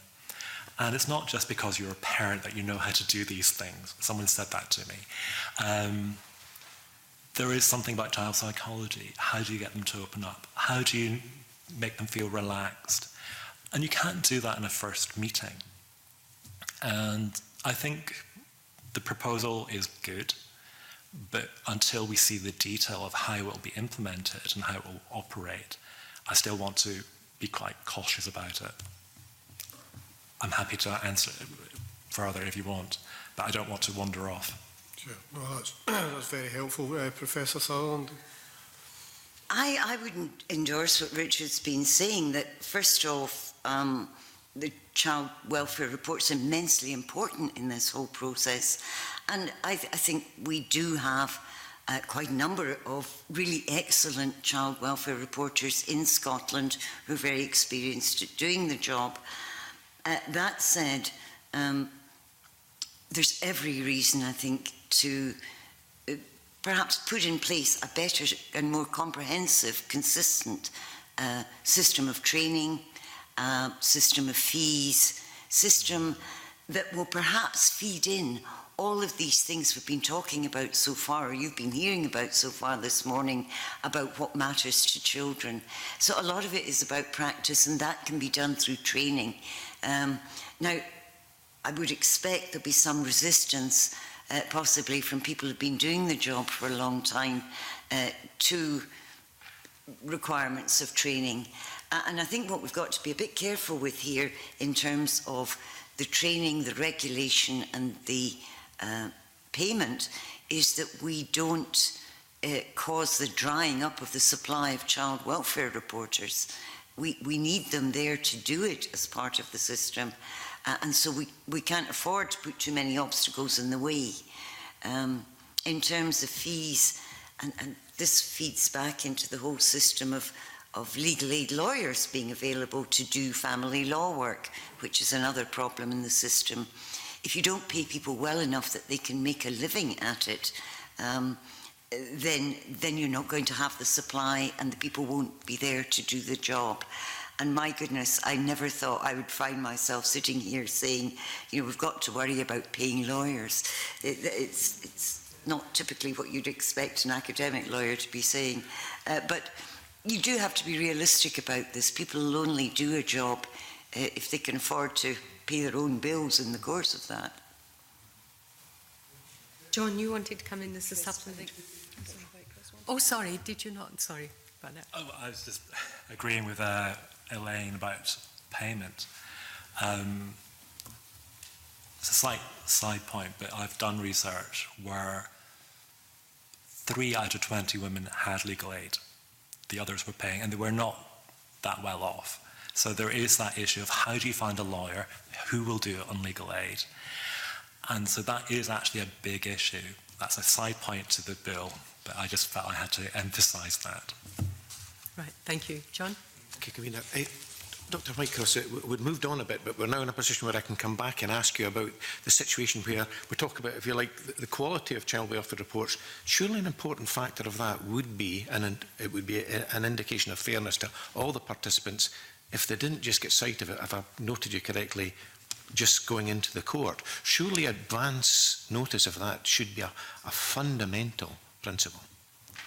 Having done research with people who prepare them, I know how hard it can be to get the time to meet the parties that you need to speak to for the evidence to be prepared and prepare it. But then having spoken to people involved with child welfare hearings where they've only received it on the morning or the day before, it wrong foots you going into the hearing if you're only seeing it that day or the evening before, particularly if you feel it's not representing what you've told the person. I should explain, I did research around domestic abuse, so this was quite often where domestic abuse was not being included in the child welfare report for a variety of reasons. But having also read reports for the research that informed recent changes, the quality was very good. None of them were excessive, well, only 1 or 2 were very excessively long in my opinion, but the quality was very good. And invariably the recommendations made were the orders made by the court. So I think there is a good quality in most of the reports, but it's the timing. And the timing should be set so that the next child welfare hearing is a week after getting the report. But that becomes a difficult thing for the court to juggle, quite complicated timing for these hearings. And that is one of the other practical issues. How do you time things so things arrive in time to inform both parties? But it actually goes back to a fundamental right. You need to know what you're dealing with when you go into court. And child welfare hearings are fairly informal to the lawyers and to the judge, but they're not informal to the parties going in. So they feel quite awkward, and they quite often feel disadvantaged, particularly women who have been in abusive relationships. Rona. Thank you. Good morning. Just before I ask my main question to Professor Sutherland, can I just pick you up on something you said there about domestic abuse sometimes isn't included in the reports? What would the reason for that be? Section 11.7a was introduced in 2005. At the time, it was not actually discussed with many lawyers. In fact, before it was introduced, Professor Clive appeared before the committee and said we didn't need this to be there for domestic abuse. We already took abuse into account when making a Section 11 order. It was introduced, and it was seen at the time of its introduction as a potential avenue for women to deny access, deny contact.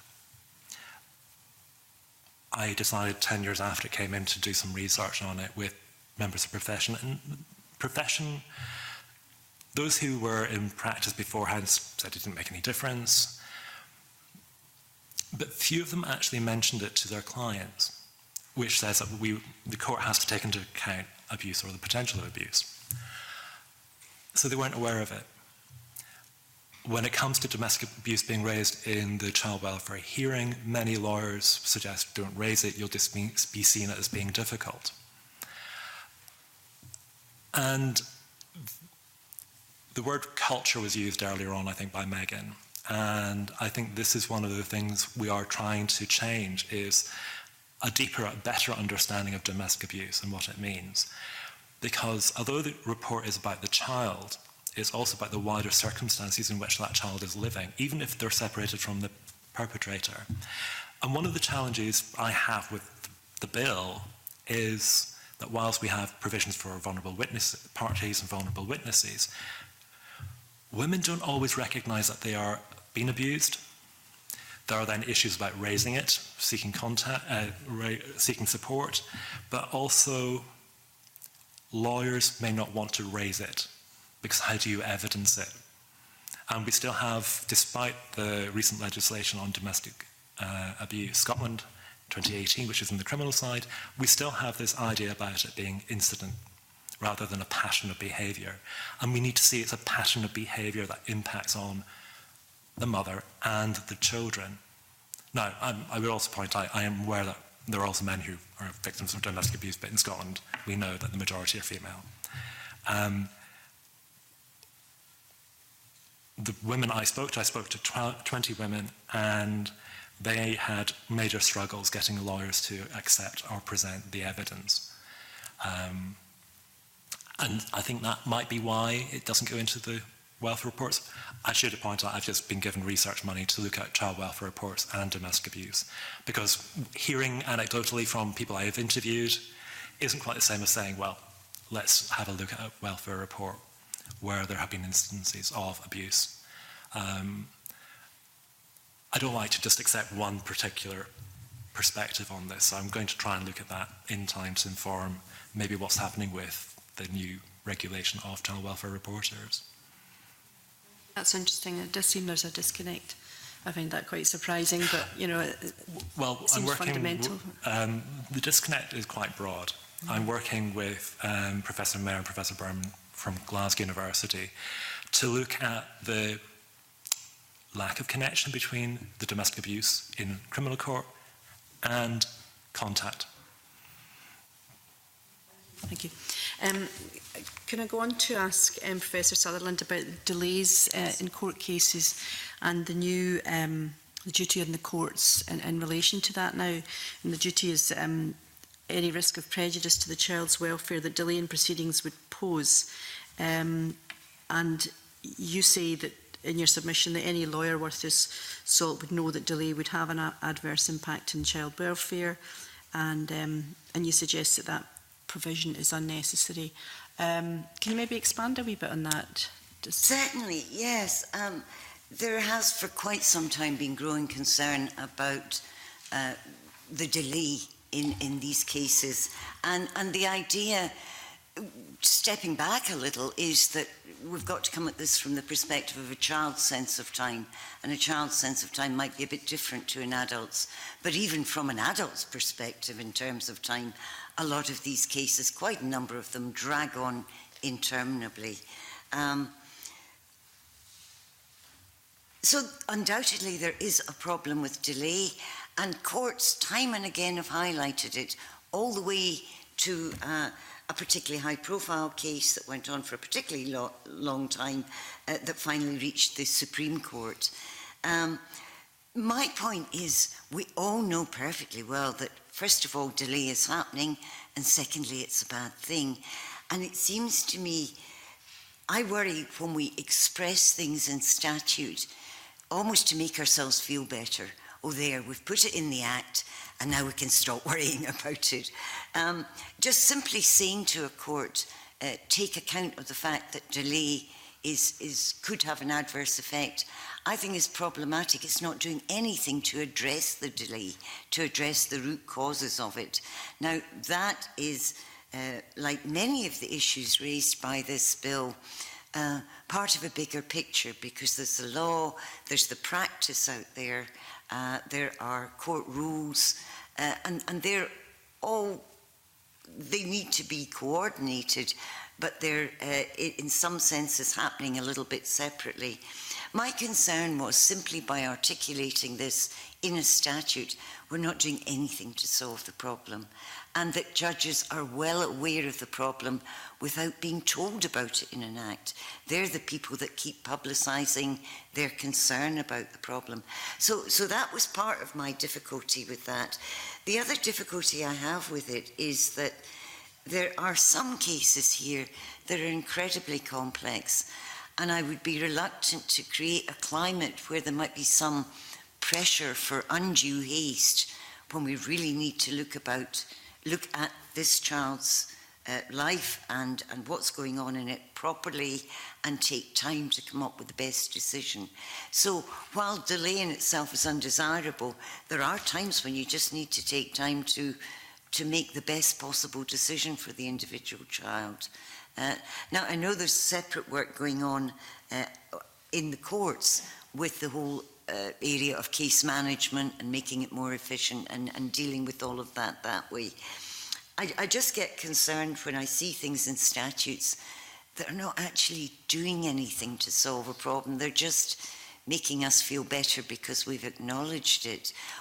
On that, there's another provision that will be in the Act despite the bill, but the problem stems from something from the 1995 Act, and it's the provision that says to judges, if you're making an order that's going to require two people to cooperate, think about that. And that's designed to get at the uncooperative parents, the case where you can see it being flagged up that these people are not going to cooperate with each other. They certainly have not done so far. So what we have is a provision in legislation that says to judges, if you're going to make an order, think about whether it's feasible, whether it's workable.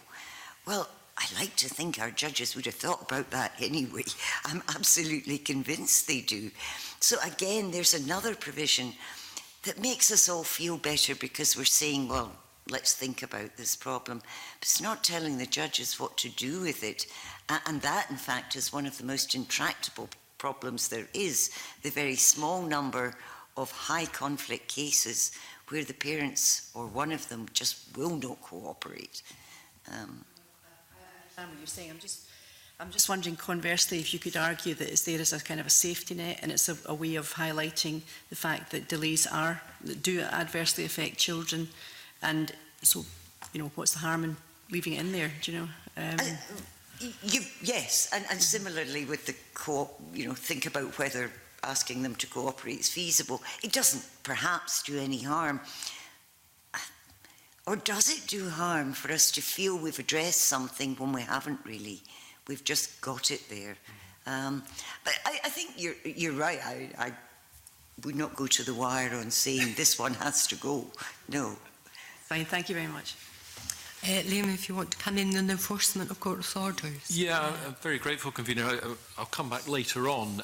But just since you're on that point, Professor Sutherland, sometimes a parent will disobey a court order, and in such case, Section 16 of the bill imposes a new duty on the court to find out why there has been that disobedience, if you like. Some of the evidence that we've got here says that this is a very important provision. Others would say it doesn't add to the current powers or practice that's there already. Just picking up on Rona Mackay's point there, so what is your view on this? Is there a risk that this is just being put in the bill and forgotten about? It doesn't actually add anything, or it doesn't do anything to solve the problem, I think, with the words that you used, or is this the right way to go? Yes, well, first of all, the courts already have extensive powers to deal with parents ignoring court orders, disobeying court orders. And I would again like to believe that any judge dealing with a case like that isn't going to just say, well, there's an allegation that somebody's ignored the order for contact, let's say, but they would, in fact, inquire a bit more fully about why. That would be part of the ordinary way of dealing with an issue like this in court. So telling the judges to inquire about it is again really instructing them to do something one would hope they were doing already, that they're asking, well, what are the reasons for this non-compliance? Because, of course, non-compliance can vary from the small misunderstanding over timing, something that's genuinely quite innocent, right through to cases where someone's being deliberately obstructive and doing that consistently. So there's a big range of non-compliance type cases. And telling judges they've got to look into it does no harm. It's again one of those things, but I think it's something they're doing anyway.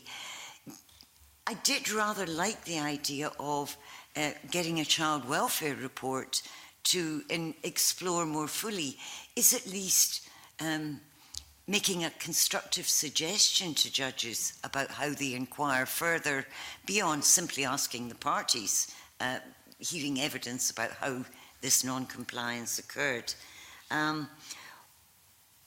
So, first of all, I think judges are doing that anyway, so do we actually need this?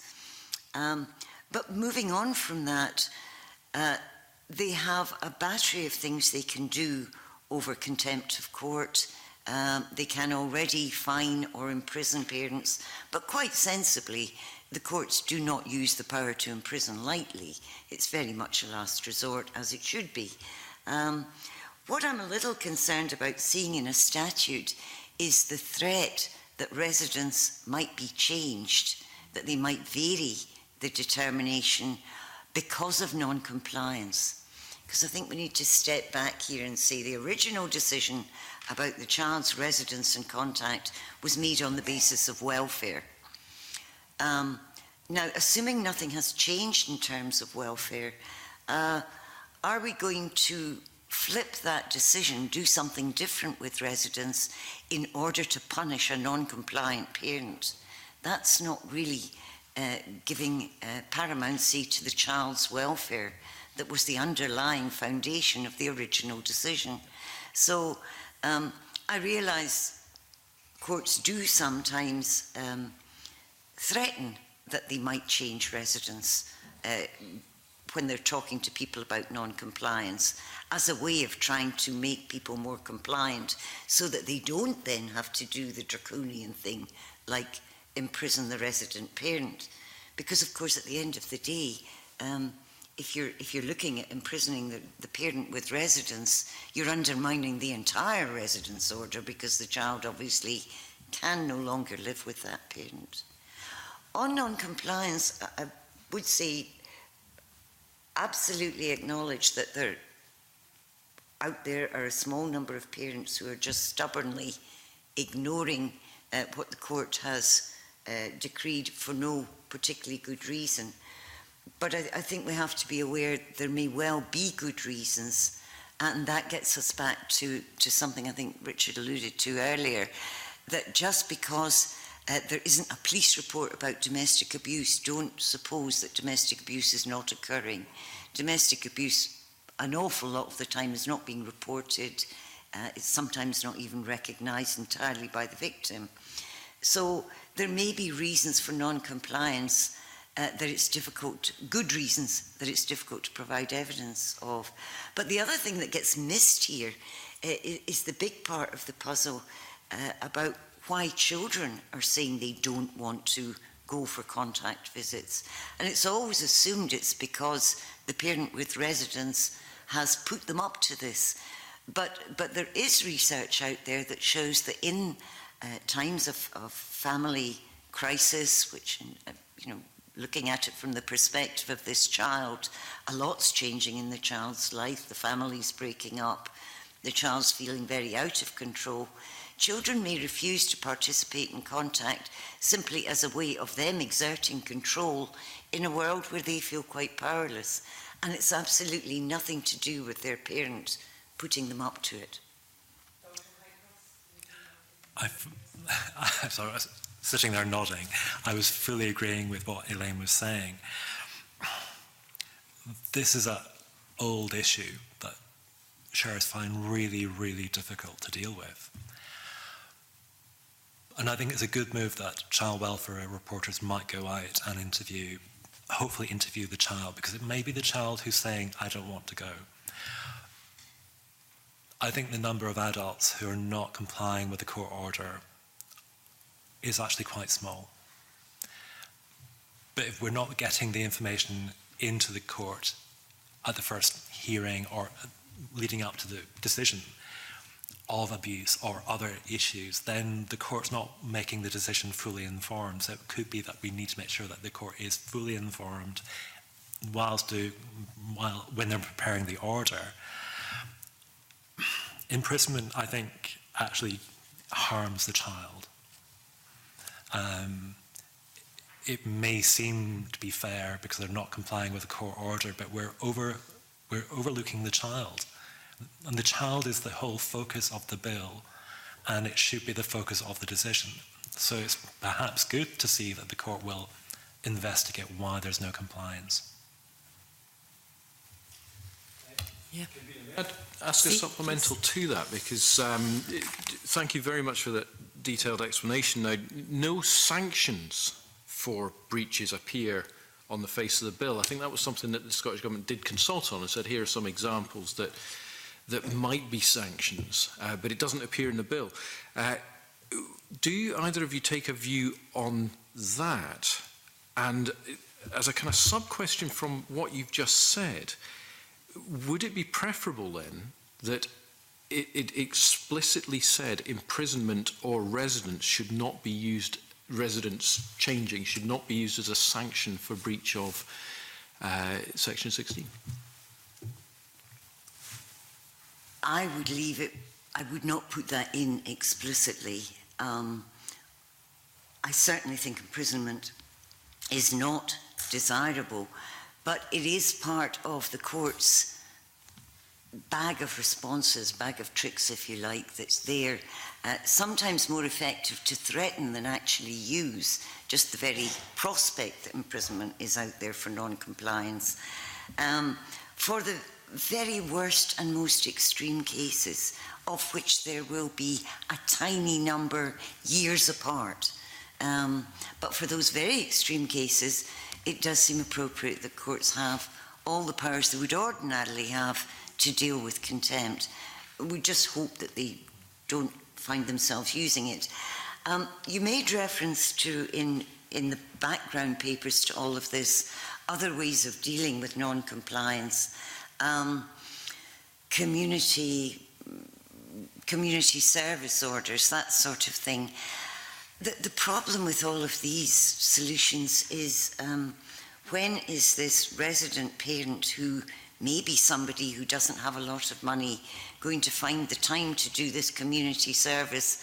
And is the state going to pay for babysitting while they're doing that? How is that going to work in practice? A lot of these solutions are likely to have a disproportionate impact on people who are struggling financially already. So fining them is out. That's not doing the child any good to take money out of the household. Some kind of unpaid work for the parent.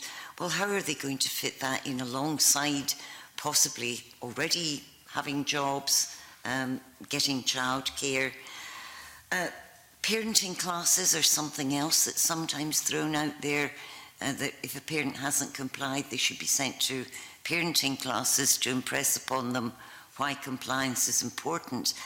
My concern there is I would like to see parenting classes as a positive thing that parents choose to do, that good parents go to because they want to be even better parents. I wouldn't like to see parenting classes stigmatised as something that bad parents get sent to. I think that would undermine the whole point about parenting classes. Would mediation ever be appropriate here as a way through the impasse? And do you have any statistics about how many people have ever been actually imprisoned for non-compliance? I don't have a systematic statistics, but over the last, I was looking at this for a footnote for something I was writing, and I came up with 3 or 4 cases over the last 10 years or so. Now, those were only reported cases, and not all cases get reported. But because imprisonment is so unusual, the imprisonment cases tend to get reported perhaps more than ordinary run-of-the-mill ones. So I would speculate, and I can't guarantee this is correct, a handful perhaps over the last 5-10 years. I would agree. I mean, unfortunately our civil justice statistics are not very broad and detailed. It is literally one every few years, and they're always reported because they make the media. But going back to your question, the Family Law Committee of the Scottish Civil Justice Council may be a more appropriate area for making rules around this, rather than putting it into the legislation. They could give guidance and advice to sheriffs. Okay, and in the question of mediation and ruling out anywhere where there's been domestic abuse, obviously. I think the instances where there is a lack of cooperation, we would need to investigate the background, because if there has been domestic abuse, it would not be appropriate. It shouldn't be ruled out, but we need to know, we need to understand why there's no cooperation. And the instances that do go to the court, you know, it is usually a real hodgepodge of different things not being explained, and maybe someone not understanding what the court is saying to them. I mean, that is one of the big issues. If you're a lay person and a sheriff is talking to you, you may not fully understand what they're saying and the implications of what's being said, particularly if you're self-represented. And Nan's likely to come into quite a bit just resentment, not paying enough, paying too much, and taking it out in other ways. And you know, mediation in that sense might be somewhere you can get some. It depends on the circumstances. Yeah. I think mediation can work where parents are getting on quite well, they're separating, but once there is that high level of conflict, it becomes highly problematic. Mm-hmm. Yeah, I think I would agree with that, aside the issue that domestic abuse might be the reason behind the non-compliance, which kind of puts it beyond mediation, these may be the very worst cases to try with mediation, the ones where it's least likely to succeed, because either the individuals are so entrenched or the conflict has risen to a level where it's almost too late for mediation type solutions. Yeah. And I think the other thing, going back to mediation, is who's mediating? Because if it's the child who's not wanting to go and the mother is not feeling that she can make the child go for contact, are you trying to mediate between the non-resident parent and the child? So it becomes quite complicated. And I kind of always feel we come back to the adults in this, but it's really the children that we're talking about. And, you know, we should be looking at the children. Why are you not going for contact with the child, rather than maybe speaking to the mum and blaming mum? I suppose the idea would be to bring the child into the mediation, so they become the focus rather than their own differences. One of the things that we've been talking about in Scotland for over 10 years, 13, 14 years, is collaborative law, and a range of different specialists coming in to help find a solution that works for a child, not just focusing on the adult relationship. Yeah, absolutely. Fulton, you wanted supplementary. Had you finished, Liam? Yes. Yes. Fulton supplementary. And thanks, Convener. It's just a wee bit of a scenario to put to you, I suppose.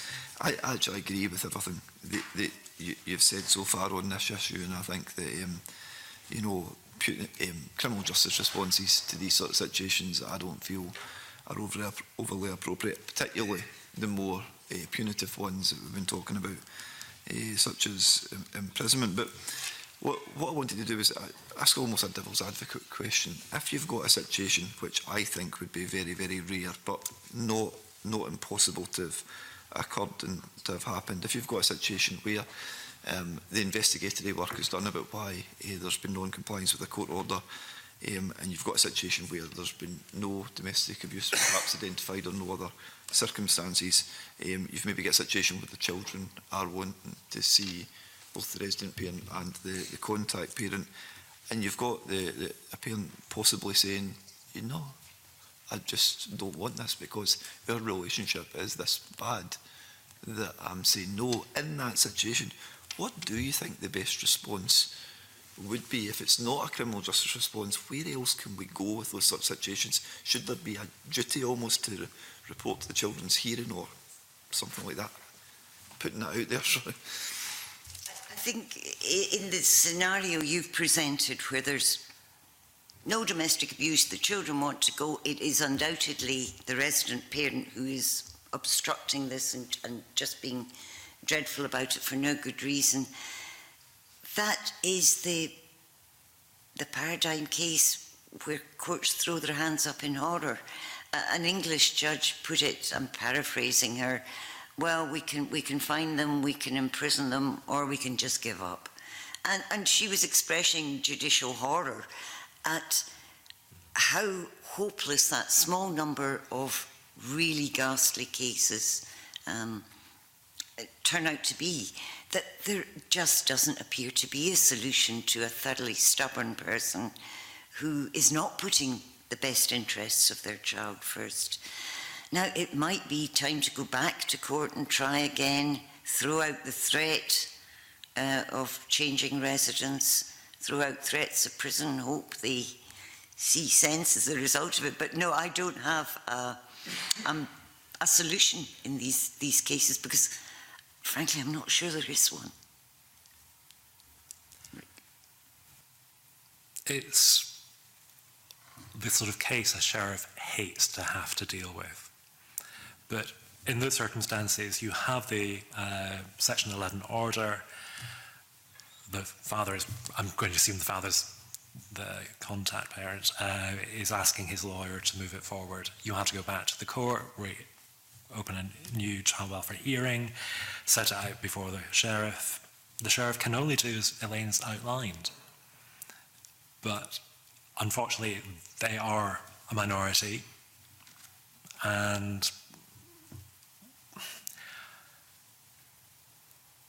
maybe it's for the sheriff to explain, well, it is, I think, best that your children have contact with their father. I'm therefore going to make the following order, but civil imprisonment, what would that achieve? I'm also concerned about the sort of reputation of our legal system when we start imprisoning people. There will always be intractable people. We've all met people like that. But, you know, the court can only do so much. And it might be that actually it has to be a new order of giving contact to the other parent. If there's no abuse and there's no harm going to happen, that's fine. But unfortunately, these cases do arise, and they are the cases that sheriffs find really, really difficult to deal with. And legislation, I'm not sure it will necessarily help. But more guidance on it. But also maybe their lawyers, the lawyer of the mother not giving contact, needs to be explaining, you really should be giving contact. You should be obeying the contact order. They also have a duty to the court. What I was trying to get at is I think it's maybe going to need a wee bit of out-the-box thinking, given that it's a low number of cases. And just to reconfirm, as I said at the start, I don't think that imprisonment or any punitive criminal justice response is appropriate in these cases either. I'm worried that something in the Act for such a tiny number of cases skews things in practice. Yeah. Just to turn to the issue of child contact centres and to get your views on whether the statutory regulation of child contact centres is desirable, and if so, what the key features of that should be. Yes, child contact centres have the capacity to serve an incredibly valuable function in terms of providing for supervised contact, providing a safe place for handover of children. So they have a lot to offer. My concern is the way things are operating at the moment. We're hoping that this resource will provide all these things without funding it properly. And maybe if we regulate them, then what I'm getting at is the two go hand in hand. Yes, they should be regulated to ensure that they are safe places for everyone using them, that the level of supervision is adequate, that the people who are working there are properly trained. All of that is important, and that can be done by regulation. But we're only going to continue to have the resource if we fund it. So again, we're back to the money thing. It's desirable that these should be high quality. It should be a high quality resource, and it is being. There are places where it's provided out there. It's just not provided comprehensively right across the country, and it needs to be. But it's not enough just to put regulations in place about all of this. We have to put resources in place so that the regulations can be met. Now, in that sense, regulation is a good thing because it's setting the standard for what's expected.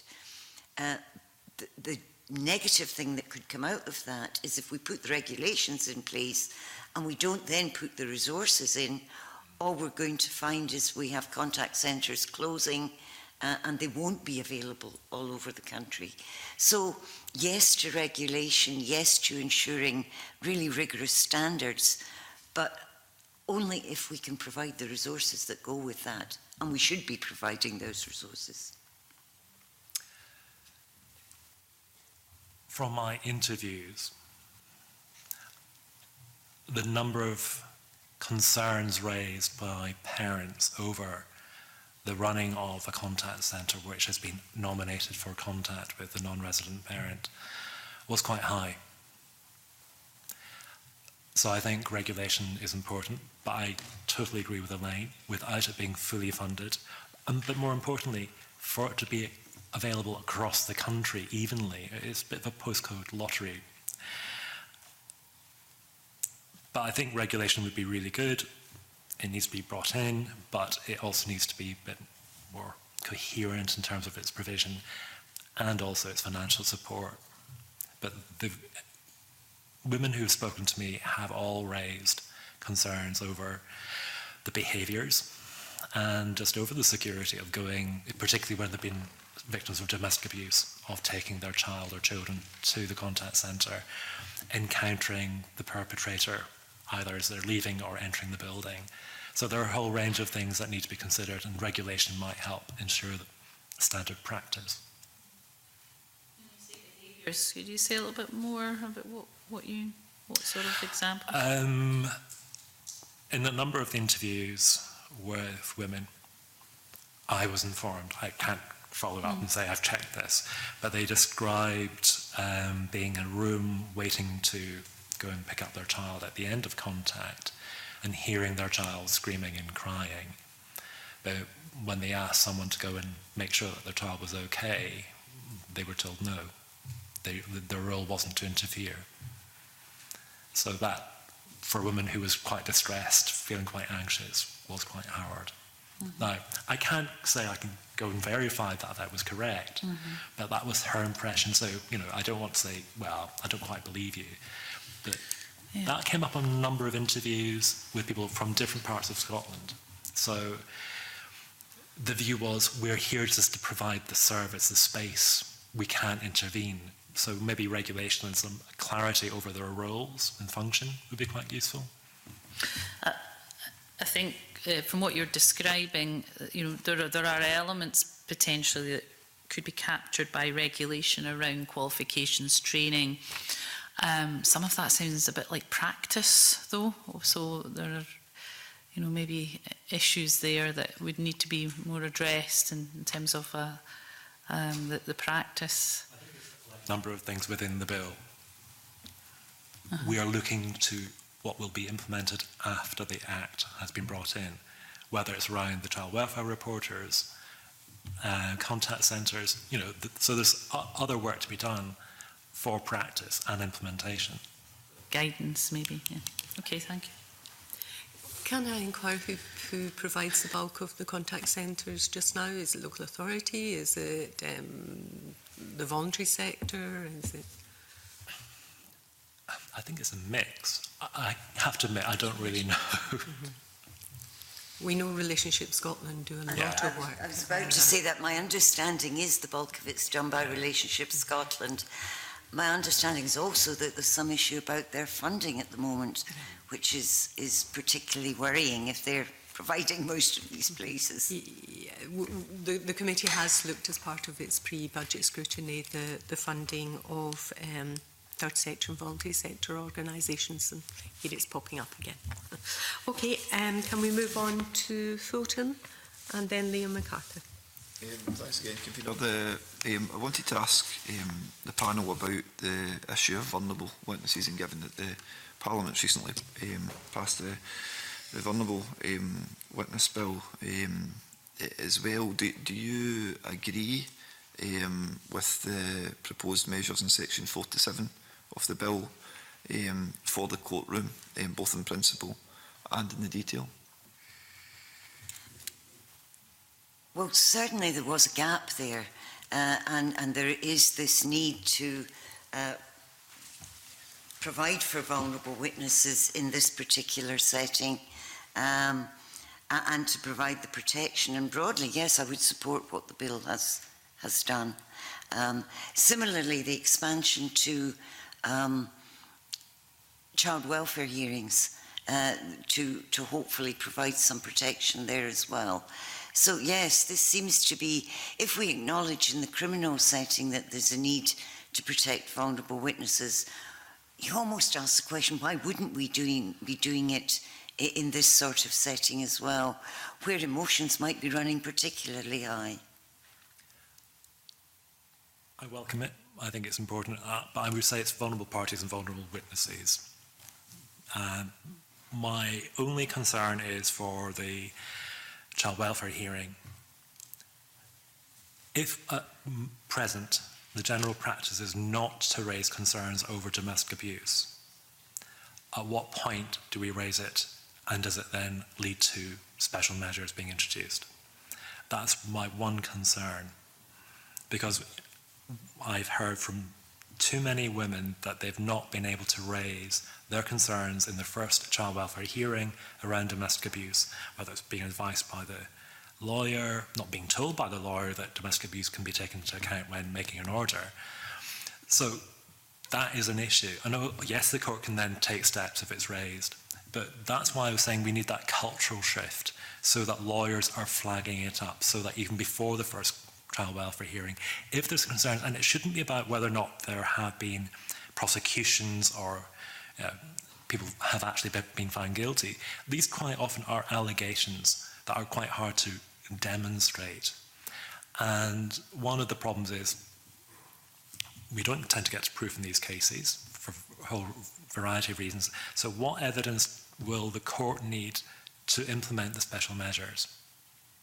So I think a bit more thought needs to be given into how this can be brought in a range of, in those cases that require it. And I kind of feel the legislation is going in the right direction, but I need more there to protect not just the child, but also the mother. What do you think about the argument of extending these powers or these provisions to the children's hearing system and children's hearing, the actual children's hearing themselves, as argued for by the Children's Hearing Scotland? Fully support that. Yeah. Okay, thanks. Start by declaring an interest, as my wife is a mediator with Relationship Scotland. Well, it doesn't touch necessarily on the question I'm going to ask. It's obviously come up in the evidence.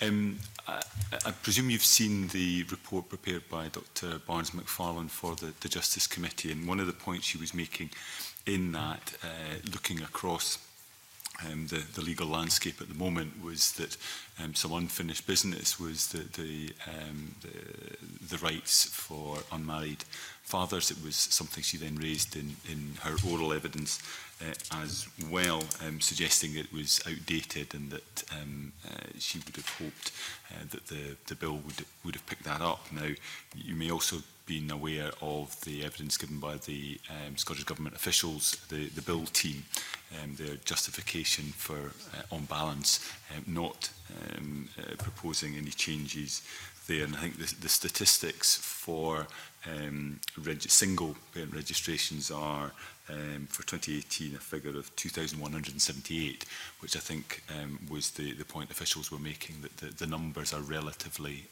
small in terms of single registrations. I was just wondering whether either you had a view on whether or not this was a missed opportunity, whether there seemed to be more downsides than upsides in redressing that balance within this bill. Yes, well, first of all, I should say, yes, I have read Leslie Ann Barnes-McFarlane's really excellent report. The committee is very lucky to be so well resourced, and also, of course, there should be mention of Sarah Harvey-Clark's briefing papers, which, again, this committee is perhaps particularly well informed with all of the supporting documents you've got.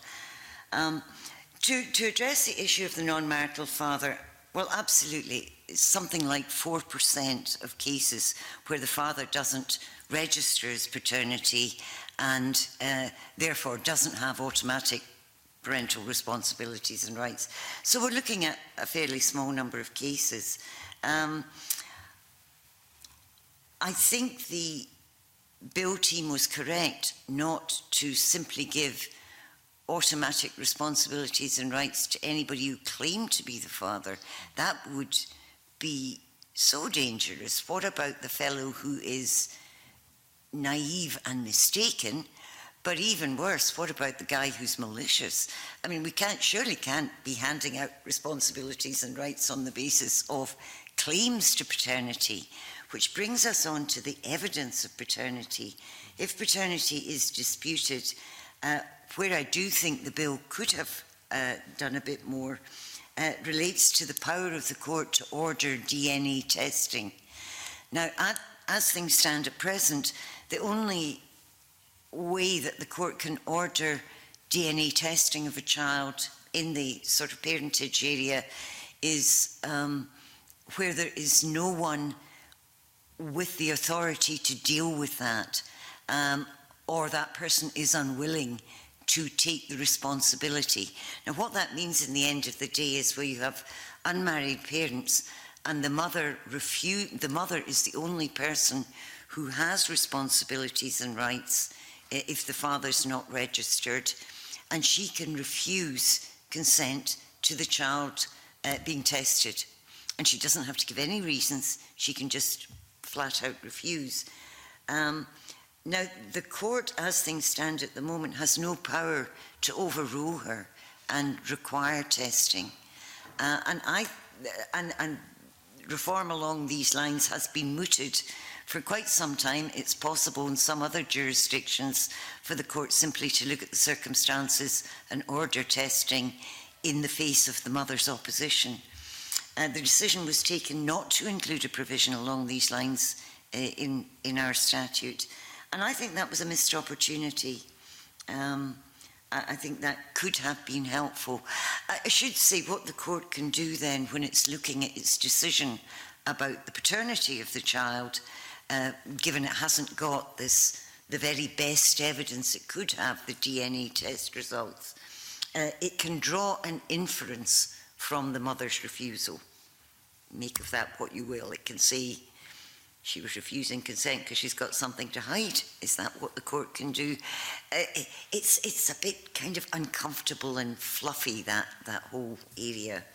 The simple solution would have been to say, in circumstances of this kind, a court can order DNA testing. The information is knowable. Let's ensure it is known. And we can be clear about the paternity of this child. And then we can look at the whole issue of registration and parental responsibilities and rights quite separately.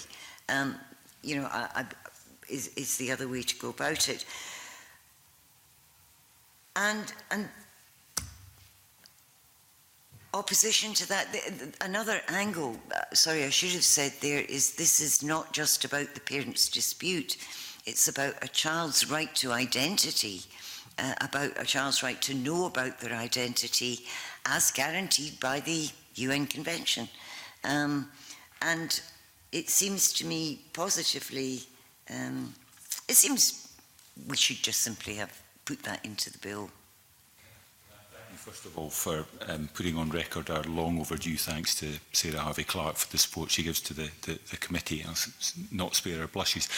But Dr Whitecross, I mean, would you accept that while maybe an automatic right may be to get the balance too far the other way for the reasons that Professor Sutherland's identified, that actually just looking at the rights of the child to know about their identity, etc., would demand that some measures taken here to address that anomaly? I think we are talking about the child after all in the bill, so that is something that should be there. So I accept no automatic right. It's very few, very small number, but the child will want to know. So I think that was a missed opportunity. Just to conclude, can I very briefly ask you if there should have been provision in the bill for greater use of specialist family sheriffs or for the creation of a specialist family court or even a tribunal system? A dedicated family court is, I think, would be wonderful. The problem in Scotland, and it would be very doable and actually does in practice operate to some extent in the Central Belt, where you've got fairly dense population, it's a very workable thing to have a family court. The problem with that is the more rural areas in Scotland where the number of cases might not justify it. Now, there is a possibility there of having a floating family court where you had the specialist judiciary travelling around the rural areas. The problem would be it wouldn't always be there for those emergency cases that came up.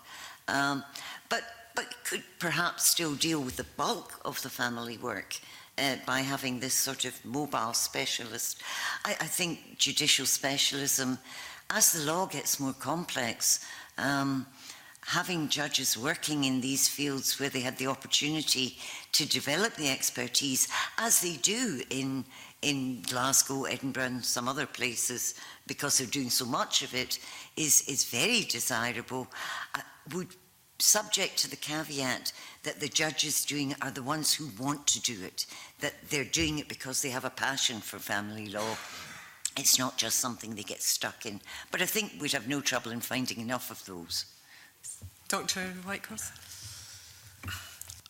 I did research for the Scottish Civil Justice Committee a while ago on case management in sheriff courts in Section 11 order. And it was quite clear from the lawyers I spoke to, they like it when they have an experienced family law practitioner as the sheriff. Because it means that a lot of the sort of legislation, the law, they know. I'm not saying that the other sheriffs don't know it, but, you know, it's just that quality of engagement. We are a small country, and whilst the specialist courts in Glasgow and Edinburgh, and I think Livingston, are really good, how do we approach the rural areas? And actually the rural areas quite often have some quite complicated cases. And the idea of a floating court is good, but at the same time, if we're concerned about delay of making decisions, how do we have a floating court going around often enough to make decisions? And the problem is, we're coming up to Christmas and New Year.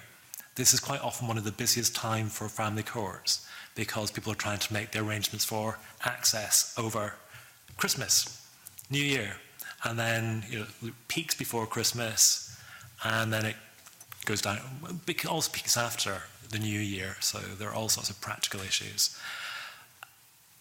Specialist judges are actually really helpful. I know from reading in reports and research from North America, specialist family judges have been really influential in understanding and promoting a better use of wider research around domestic abuse when making decisions in those cases. And they can develop that expertise that help change the culture, help change the practice. So I'd be for it, but I think there are some practical issues in having specialist judges. Thank you for that. And finally, Rona, just a supplementary. Just on that, is it something you think we should be developing maybe to do remotely? using technology to have the specialists, go to the outlying areas remotely. Surely that must be something in the pipeline. I'm sure it's the way of the future, and it is. There are examples of it being used in other jurisdictions. Definitely something to follow up on. It would be premature to go down that road now, because I don't think we have the infrastructure, and we would have to be absolutely sure that the individuals using the system remotely were well enough supported there, that they had good technical support and other support while they were attempting to key in, because people find this all quite fraught enough without having to worry about whether they're pressing the right buttons and whether they're going to cut the whole thing off. Okay, thank you. Yeah. That concludes our evidence session, which has been an excellent one. Can I thank you both very much for attending? We now suspend briefly to allow the witnesses to leave.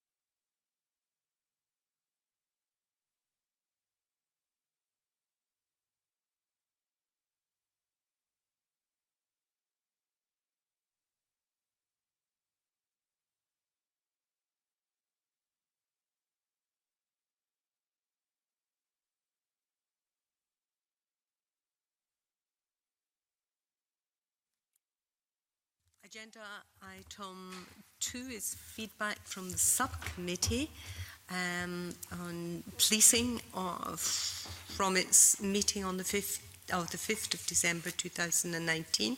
I refer members to paper 4, which is a note from the clerk, and following the verbal report there will be an opportunity for brief comments or questions. So John Finney to provide that feedback.